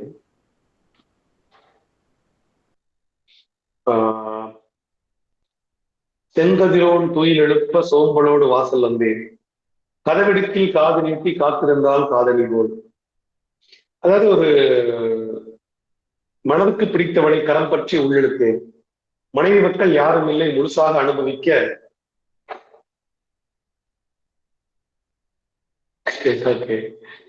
தொல்லை ஒன்று வென்றில்லை மாசில்லா வண்ணத்தில் அவள் மேனி வெளிமுழுக்க, ஏக்கத்தை ஒழித்து வைக்க எனக்கு எது வக்கங்கே, கட்டிலே பரப்பி விட்டு கூப்புற நான் விழுந்தேன் குறுக்கே தலையணை.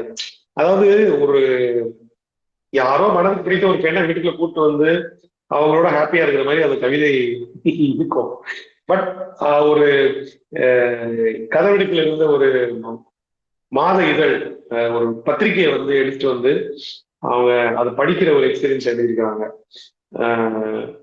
இதுல வந்து ஒரு பத்திரிகை வந்து அதுல நிறைய பிரச்சனைகள் இருக்கு, ஒழுங்கா நடத்த மாட்டாங்க, ஒழுங்கா பிரசவிக்க மாட்டாங்க, அந்த பத்திரிகையை வந்து சத்தா வாங்கிக்கிறாங்க, ஆனா புத்தகம் ஒழுங்கா வர மாட்டேங்குது, குவாலிட்டியா வர மாட்டேங்குது, குறை சொன்னா நம்மளை குறி வச்சு நம்ம படைப்பை வரவிட மாட்டாங்க.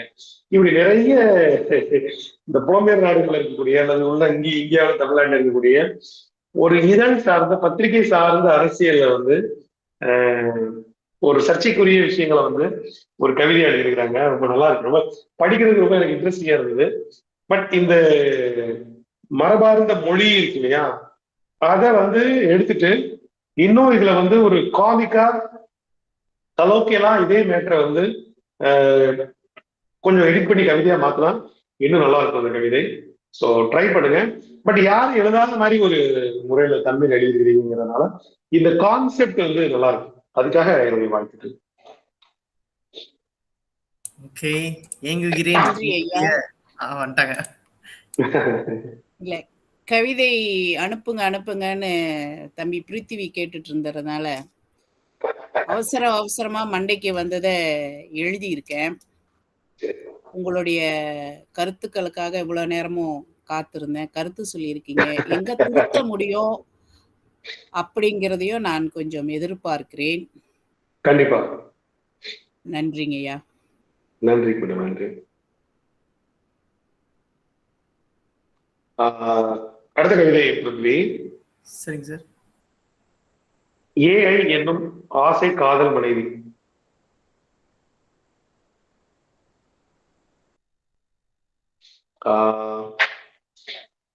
ஆக்சுவலி நல்ல பெர்ஸ்பெக்டிவ் இது வந்து.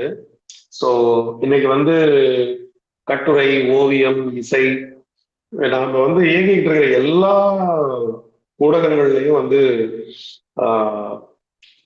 ஏஐ அப்படிங்கிற ஆர்டிபிஷியல் இன்டெலிஜென்ஸ் அப்படிங்கிறது வந்து உள்ள வந்துருச்சு. ஸோ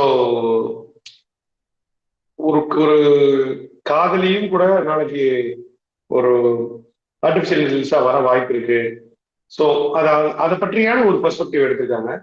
ரொம்ப நல்லா இருக்கு இந்த கவிதை.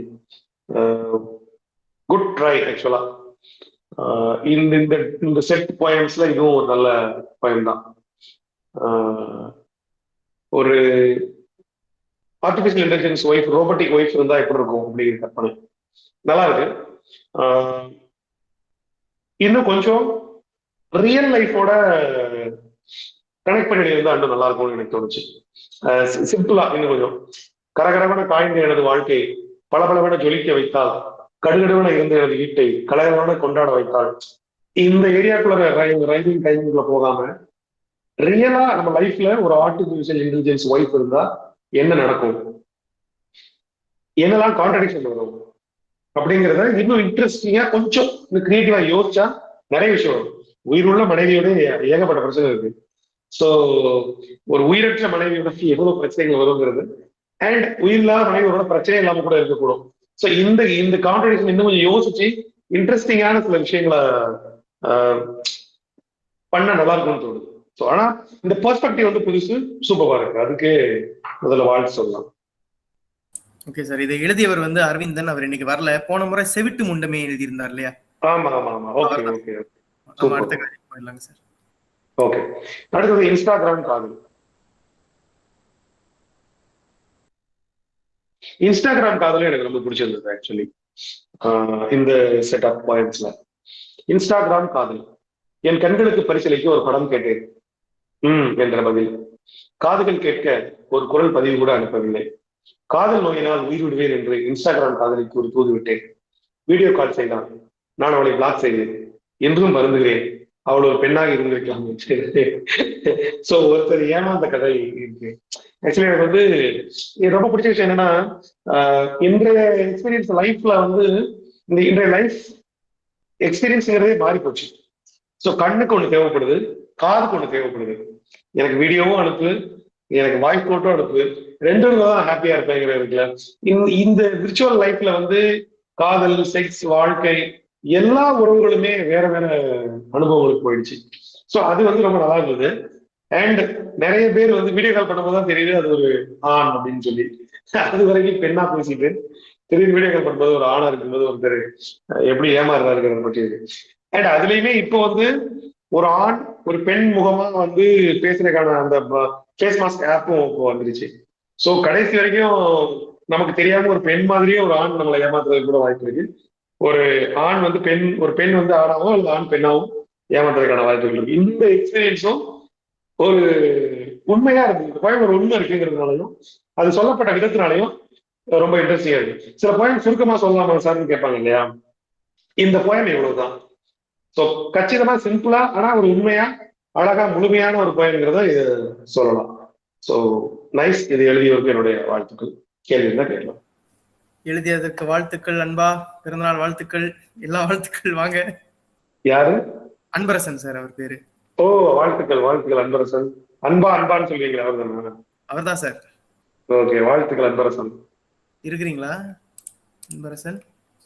ஓ ஐயோ, உள்ள இல்லையே அவரு, இவ்வளவு நேரம் இருந்தாரு. சரி பரவாயில்ல சார், நான் இதை ஓகே. ஓகே, அடுத்த பாயிண்ட் வந்து ஆளினால் அழகு ராணி. அழகு ராணி. ஓகே,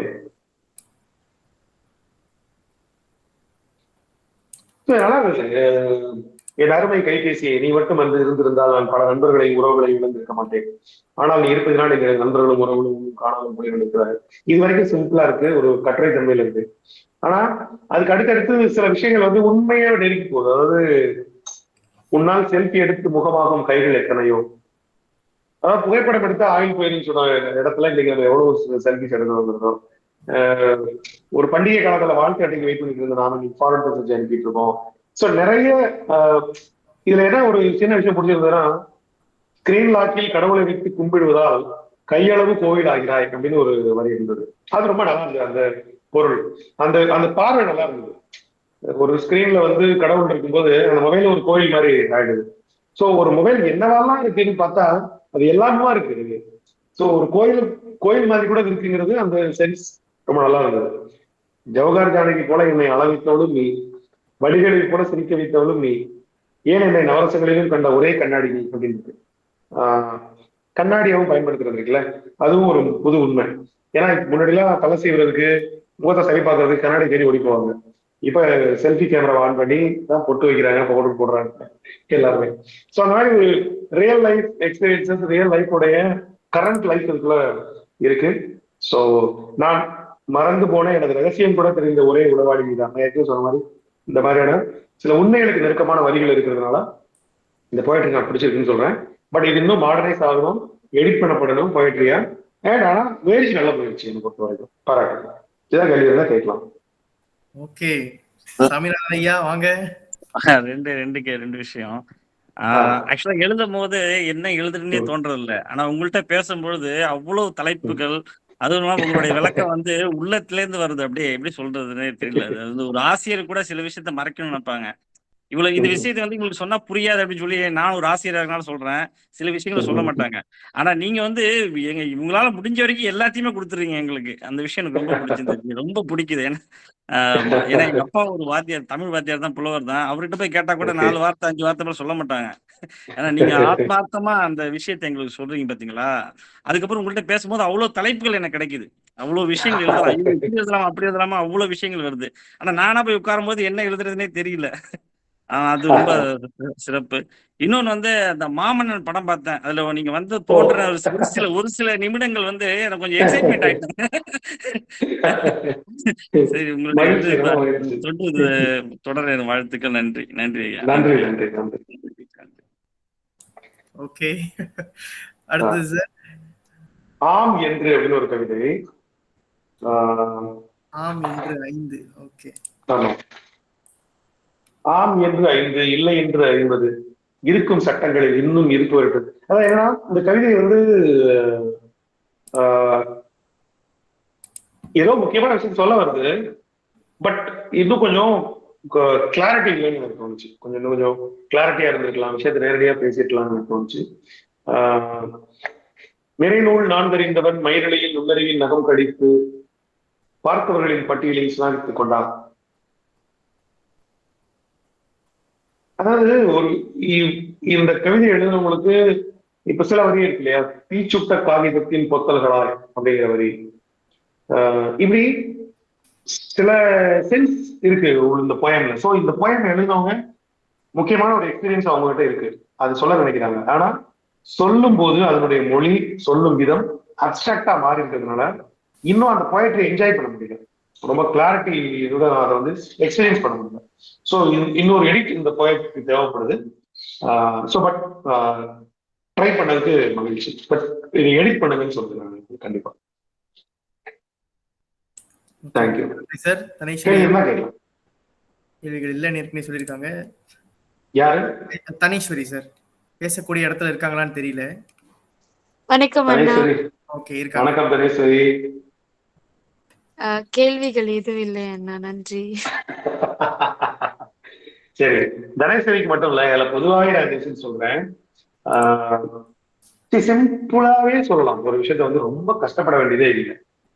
ஓகே, சோ இப்போ இதுல நீ ஆம் என்று இல்லை என்று சொல்லிருக்கு இல்லையா, எதை ஆம்னு சொல்றாங்க, எதை இல்லைன்னு சொல்றாங்க, இது நேரடியாவே பேசலாம். ஒன்றும் இதை வந்து ஊடகப்படுத்துறது எதுவுமே இல்லை. அவன் வந்து இப்போ உதாரணத்துக்கு ஒரு பொயட்ரிக்கு வந்து ஒண்ணுமே கூட தேவையில்லை. சொல்லுங்க, அவனுக்கு ஒரு சின்ன ஒரு ஒரு எக்ஸ்பீரியன்ஸ் தான் தேவை. பெரிய விஷயங்கள் ரொம்ப நோக்கி போக வேண்டியது இல்லை. ஒரு ஒரு உதாரணத்துக்கு ஒரு வெறுமையா இருக்கான், அவன் கவிதையே வரலன்னா கூட அது போயம் எழுத முடியும். இவ்வளவு நாள் என் கூட இருந்த அந்த கவிதை ஏன் எனக்கு எங்க காணாம போச்சு அப்படின்னு கேட்கறதுல இருந்து கூட ஆரம்பிச்சு எழுதலாம். ஸோ ரொம்ப அப்ட்ராக்ட் பண்ணிக்காதீங்க ஒரு எழுத வரும்போது. என்ன நாம என்ன சொல்ல நினைக்கிறோம், அதை யாருக்கு சொல்ல நினைக்கிறோம், இந்த பொயட்ரியை யாருக்கு சொல்றா, அந்த பொயட்ரியில் இருக்கக்கூடிய முக்கியமான மெசேஜ் என்ன, அல்லது செய்தி என்ன, அல்லது எக்ஸ்பீரியன்ஸ் என்ன, அதை சொல்லும் போது தன்னுணர்வுல சொல்றதா, பிறர்பால் உணர்வுல சொல்றதா, அல்லது அதை உரையாடலா சொல்றதா, கதையா சொல்றதா, அல்லது ஒரு காட்சியா சொல்றதா, இந்த ஒரு சின்ன ஒரு 4-5 டெக்னிக் தான் மொத்தம் போயம் இருக்கு. ஸோ கிளாரிட்டியா ஒரு விஷயத்த பேச பழகணும். ஸோ அதுதான் என்னுடைய செய்தி, அது எல்லாருக்குமான செய்தி. தனேஸ்வரியும் அந்த செய்தி எடுத்துக்கலாம், தப்பு இல்லை. ஸோ அடுத்து போயம் ஆமா, அம்மாவுக்கு பிறந்த நாள். ஸோ இதுவும் ஒரு நல்ல போயம் தான். அம்மாவுக்கு பிறந்த நாள்ல நம்ம என்னெல்லாம் பண்றோம், ஆக்சுவலி அம்மாவோட பிறந்த நாள் கொண்டாடுறதோட இது எல்லா விஷயமும் செய்யறோம். அம்மாவோட ஒரு செல்ஃபி எடுத்து போடுறோம் ஃபேஸ்புக்ல, அது அவ்வளோ லைக்ஸ் வாங்குது, லைக்ஸ் குறைஞ்சிட்டா வருத்தப்படுறோம். ஸோ அம்மாவுடைய பிறந்த நாள் அன்னைக்கு அம்மாவை போட்டோ எடுக்கும் போதே என்ன போட்டோ எடுத்தா, எப்படி போட்டோ எடுத்தா லைக்ஸ் நிறைய கிடைக்கும் மைண்டோட தான் நம்ம போட்டோ எடுக்கிறோம். ஸோ அம்மாவோட பிறந்த நாளுக்கு போட்டோ எடுக்கிறது முக்கியம் இல்லை, அதுல அந்த ஒரிஜினல் எமோஷன் இல்லை. பேஸ்புக்ல எப்படி போட்டா அதுக்கு லைக் கிடைக்குங்கிறத பொறுத்து தான் அம்மாவோட எடுக்கிற புகைப்படமே அமையுது. ஸோ ஒரு அம்மாவோட அம்மாவோட பிறந்த நாள்ல நாம எப்படி கொண்டாடிட்டு இருக்கிறோம் இன்னைக்குங்கிறத வந்து எவ்வளவு ஃபேக்கா ஒரு சமூக ஊடகத்துக்கார மனிதர்களா நம்ம மொத்தமா மாறி போயிட்டாங்கிறத வந்து இந்த கவிதை முன்வைக்குது. சோ இந்த கவிதைகளுடைய உண்மை வந்து ரொம்ப முக்கியமானது. அது ஒரு போலியான பாசம், போலியான ஒரு வாழ்க்கையை வந்து எப்படி நம்ம கொண்டாடுறோம். ஏன்னா ஒரு மரத்தை ஒரு ஒரு அபூர்வமான 200 வருஷமா அல்லது 300 வருஷமா இருக்கிற மரம் இது அப்படின்னு யாராவது நம்மளை கூட்டு போனா அந்த மரத்தை போய் செல்ஃபி தான் எடுப்போம், அதாவது மரத்தை போட்டோ தான் எடுப்போம். அந்த மரத்தை தொட்டு உணர்ந்து அந்த மரப்பட்டைகளை வந்து ஃபீல் பண்ணி, அந்த மர நிலவுகளை ஃபீல் பண்ணி, அந்த மரத்தினுடைய கிளைகளை ஃபீல் பண்ணி, இந்த மரத்தினுடைய கிளைகள் வந்து ஒரு கிளை இங்க இருந்து ஆரம்பிச்சு ஒரு நீண்டு போகுது, இந்த மொத்த கிளையும் உருவாக்குறதுக்கு எத்தனை நூற்றாண்டுகள் ஆயிருக்கும் அப்படின்லாம் நம்ம யோசிச்சு அந்த இலைகளுடைய வடிவத்தை சிலாகிக்கிறது. அதாவது லட்சம் இலை இருக்கு, லட்சம் இலையும் ஒரே மாதிரி வாரத்துல இருக்கு. எப்படி இது இந்த மரத்துல இது நிகழுது, இந்த அற்புதம் எப்படி நிகழுதுன்னு நம்ம அதை பத்திலாம் பாக்குறது இல்லை. அவன் ஒரே ஒரு செல்ஃபி தான் எடுக்கிறோம், போட்டோ தான் எடுக்கிறோம். ஸோ வாழ்க்கையை வந்து நம்ம பெருசா தொலைக்கிறோம், போலியா வந்து தொலைக்கிறோம். அதை வந்து இந்த கவிதை நல்லா முன்வைக்குது. ஸோ கொஞ்சம் சின்ன சின்ன எடிட்டிங் தேவைப்படுது, அது எல்லா கவிதைக்கும் தேவைப்படுற மாதிரி இதுக்கும் தேவைப்படுது. பட் ஒரு உண்மையை சொல்ற விதத்திலையும் நேரடியா கிளாரிட்டியா சிம்பிளா சொல்ற விதத்திலையும் நல்ல போயன். நைஸ், உங்களுக்கு வாழ்த்துக்கள். ஓகே சார், நன்றி சார். அந்த 300 வருட மரமே மிக முக்கியமான ஒரு பாயிண்ட் தான் சார். ட்வின் டவரே நம்ம 2 பேரும் மட்டும் பார்த்துட்டு இருந்தோம், ஞாபகம் இருக்கலாம் சார் உங்களுக்கு? ஆமா, யாருமே பார்க்கல சார் ட்வின் டவர், யாருமே பார்க்கல, நம்ம பார்த்துட்டே இருக்கோம் இல்லையா? அதுதான் நடக்குது. ஆமா.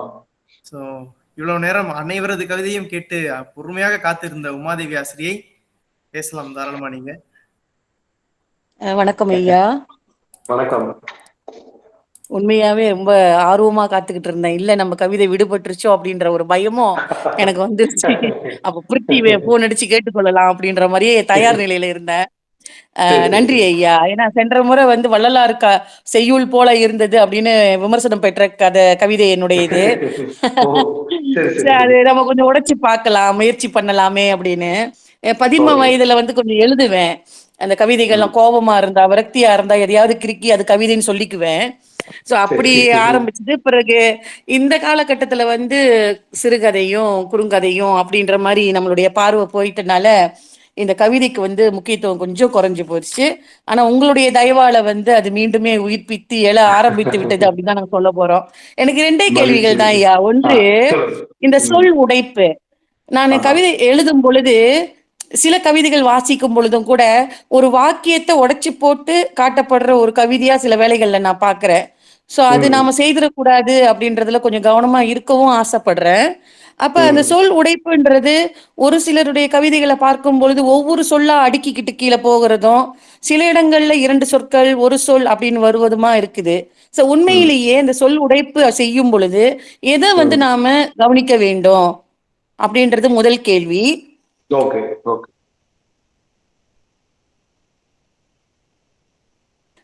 அடுத்து 2வது கேள்வி வந்து, பேச்சு மொழியிலேயே முழுமையா ஒரு கவிதை எழுதுவது சரியா தவறா அப்படின்ற 2 கேள்விகள் ஐயங்கள் இருக்குங்க ஐயா. நன்றி. ஓகே, நன்றி. 2 பேர் சொல்றேன்.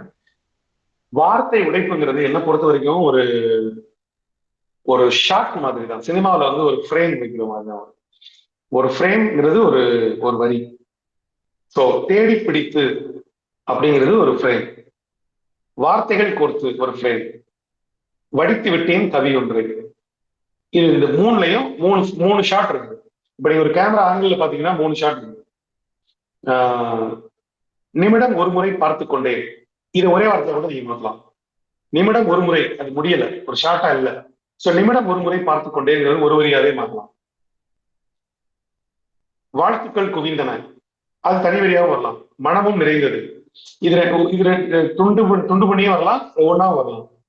வயிற்றுப்பசி பாடாய் படுத்த அம்மாவின் நினைவு வந்து போனது, இந்த வந்து போனதை நீங்க மேல கூட தூக்கிடலாம்.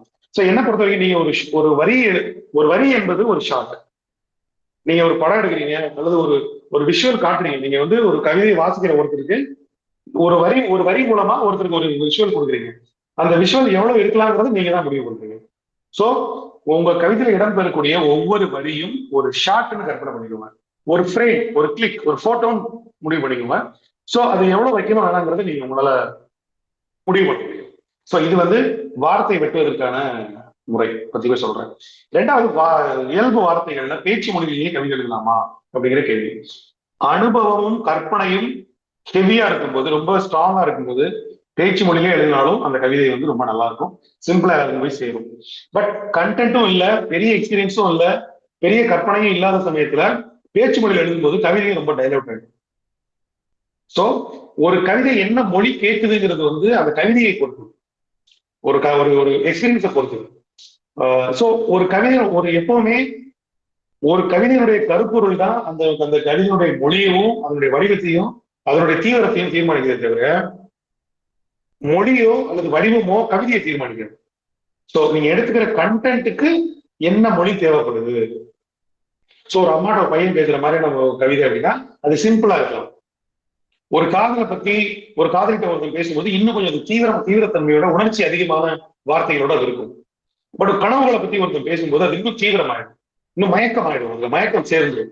சோ என்ன கண்டென்ட்டோ அதுக்கு தகுந்த மொழி என்பதுதான் நம்முடைய புரிதலா இருக்க முடியும். பட் நீங்க வந்து ஒரு இந்த பல்வேறு கான்செப்ட்ல இருக்கக்கூடிய கவிதைகளை வாசிக்கும் போது மொழி எப்படியெல்லாம் மாறுது, எந்த கவிதைக்கு மொழி எப்படி இருக்குங்கிறத புரிஞ்சுக்க முடியும். நான் அதனாலதான் சொன்னேன் லாஸ்ட் டைம், ஒரு கவிதைக்கு முன்பு 1000 கவிதையாக வாசிக்கணும்னு சொன்னது என்ன காரணம்னா, நிறைய டைப் ஆஃப் போயம்ஸ் படிக்கும்போது மொழி எப்படியெல்லாம் பல்வேறு விதமா இருக்குங்கிறத புரிஞ்சுக்க முடியும்.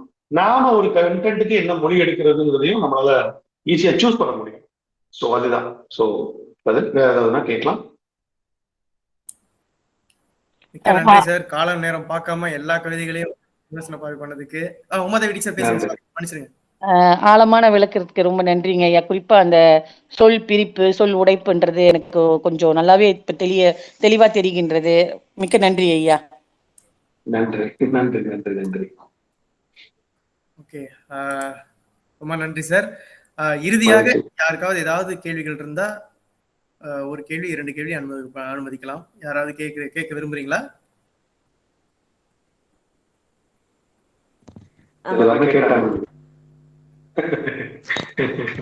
சார் வணக்கம்.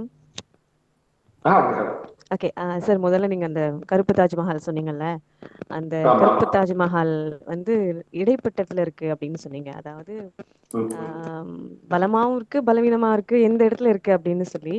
சோ அது பலவீனம் அப்படின்னு சொன்னா எதை கரெக்ட் பண்ணலாம் அப்படின்னு நீங்க நினைக்கிறீங்க?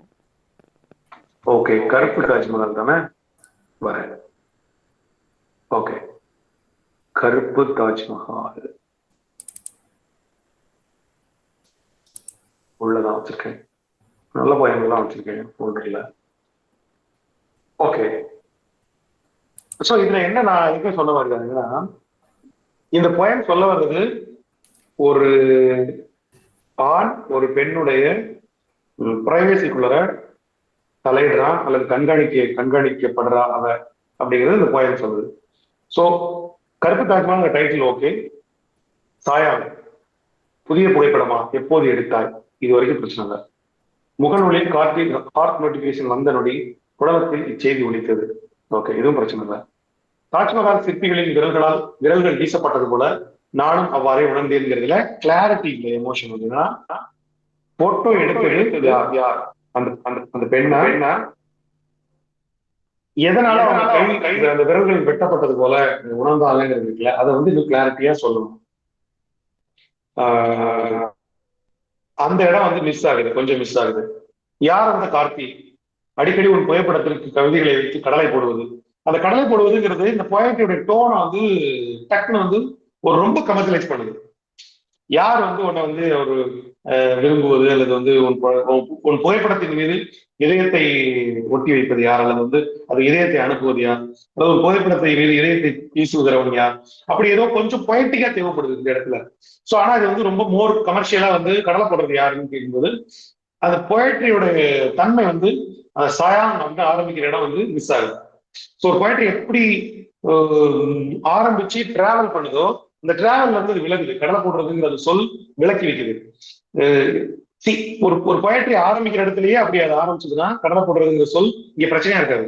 ஆனா அது ரொம்ப மென்மையா அழகா ஆரம்பிச்சு ரொம்ப ஒரு நல்ல மொழியில வந்துட்டே இருக்கும்போது டக்குன்னு அந்த சொல் வந்து இடருது. அது ஒரு பிரச்சனை. அண்ட் இப்போ வந்து கண்காணிச்சதான் ப்ளூ டிக் மறைந்தது, இப்போது ஒரு டிக் மட்டுமே பதிலளிக்கிறதுன்னு இருக்கு. இப்போ இதுல இன்னும் சொல்ல வேண்டிய எமோஷன் இருக்கு. இப்போ வந்து ஒரு டிக் இருந்துச்சுன்னா இந்த பொண்ணு பிளாக் பண்ணிடுச்சா இல்ல அந்த பையன் பிளாக் பண்ணிட்டேன்னா, ஆனா அந்த பையன் தெரியல. இது ஒரு கிளாரிட்டி இல்லாம இந்த மிஸ்ட்ரியாவும் அந்த போயட்ரி முடிக்கலாம். ஆனா இந்த பெண்ணோட மனம் வந்து வெளிப்படவே இல்லை. ஆக்சுவலா இதை ஏன் என்ன கண்காணிக்கிறான், அப்படி ஏன் கண்காணிக்கணும் அப்படிங்கிற ஒரு பெண் என்ன நினைக்கிறா அப்படிங்கிற அந்த வாய்ஸ் வரவே இல்லை.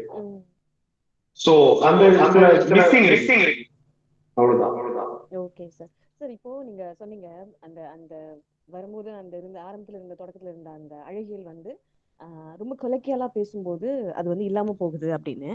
அப்ப உரையாடல்லையும் அந்த கவித்துவத்தை நம்ம வைக்கணும். அது ரொம்ப சாதாரணமான ஒரு உரையாடலா நம்ம கவிதையில வைக்க கூடாது அப்படிங்களா? இல்ல, எல்லா போயிட்ரியும் கிடையாது.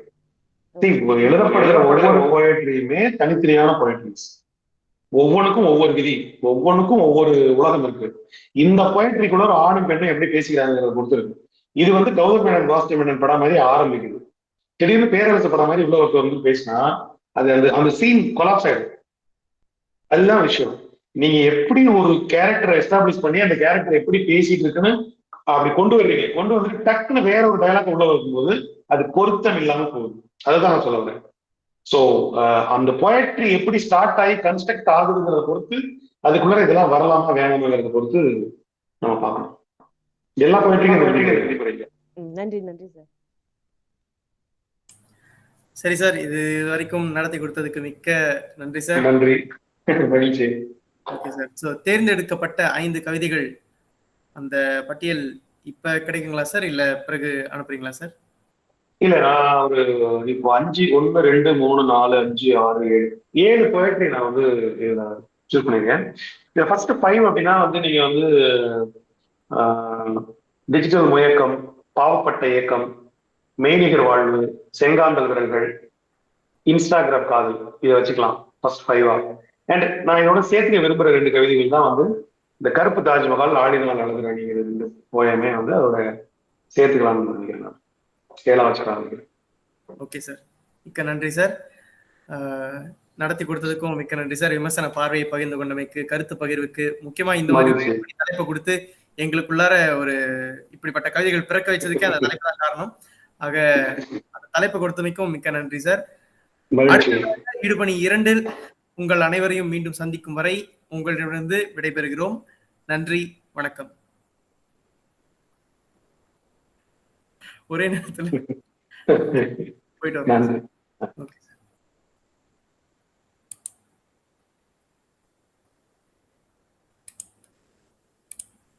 ஓகே, ரெக்கார்டிங் இங்க கலந்து கொண்ட அனைவருக்கும் நன்றி. நான் ரெக்கார்டிங் ஸ்டாப் பண்றேன்.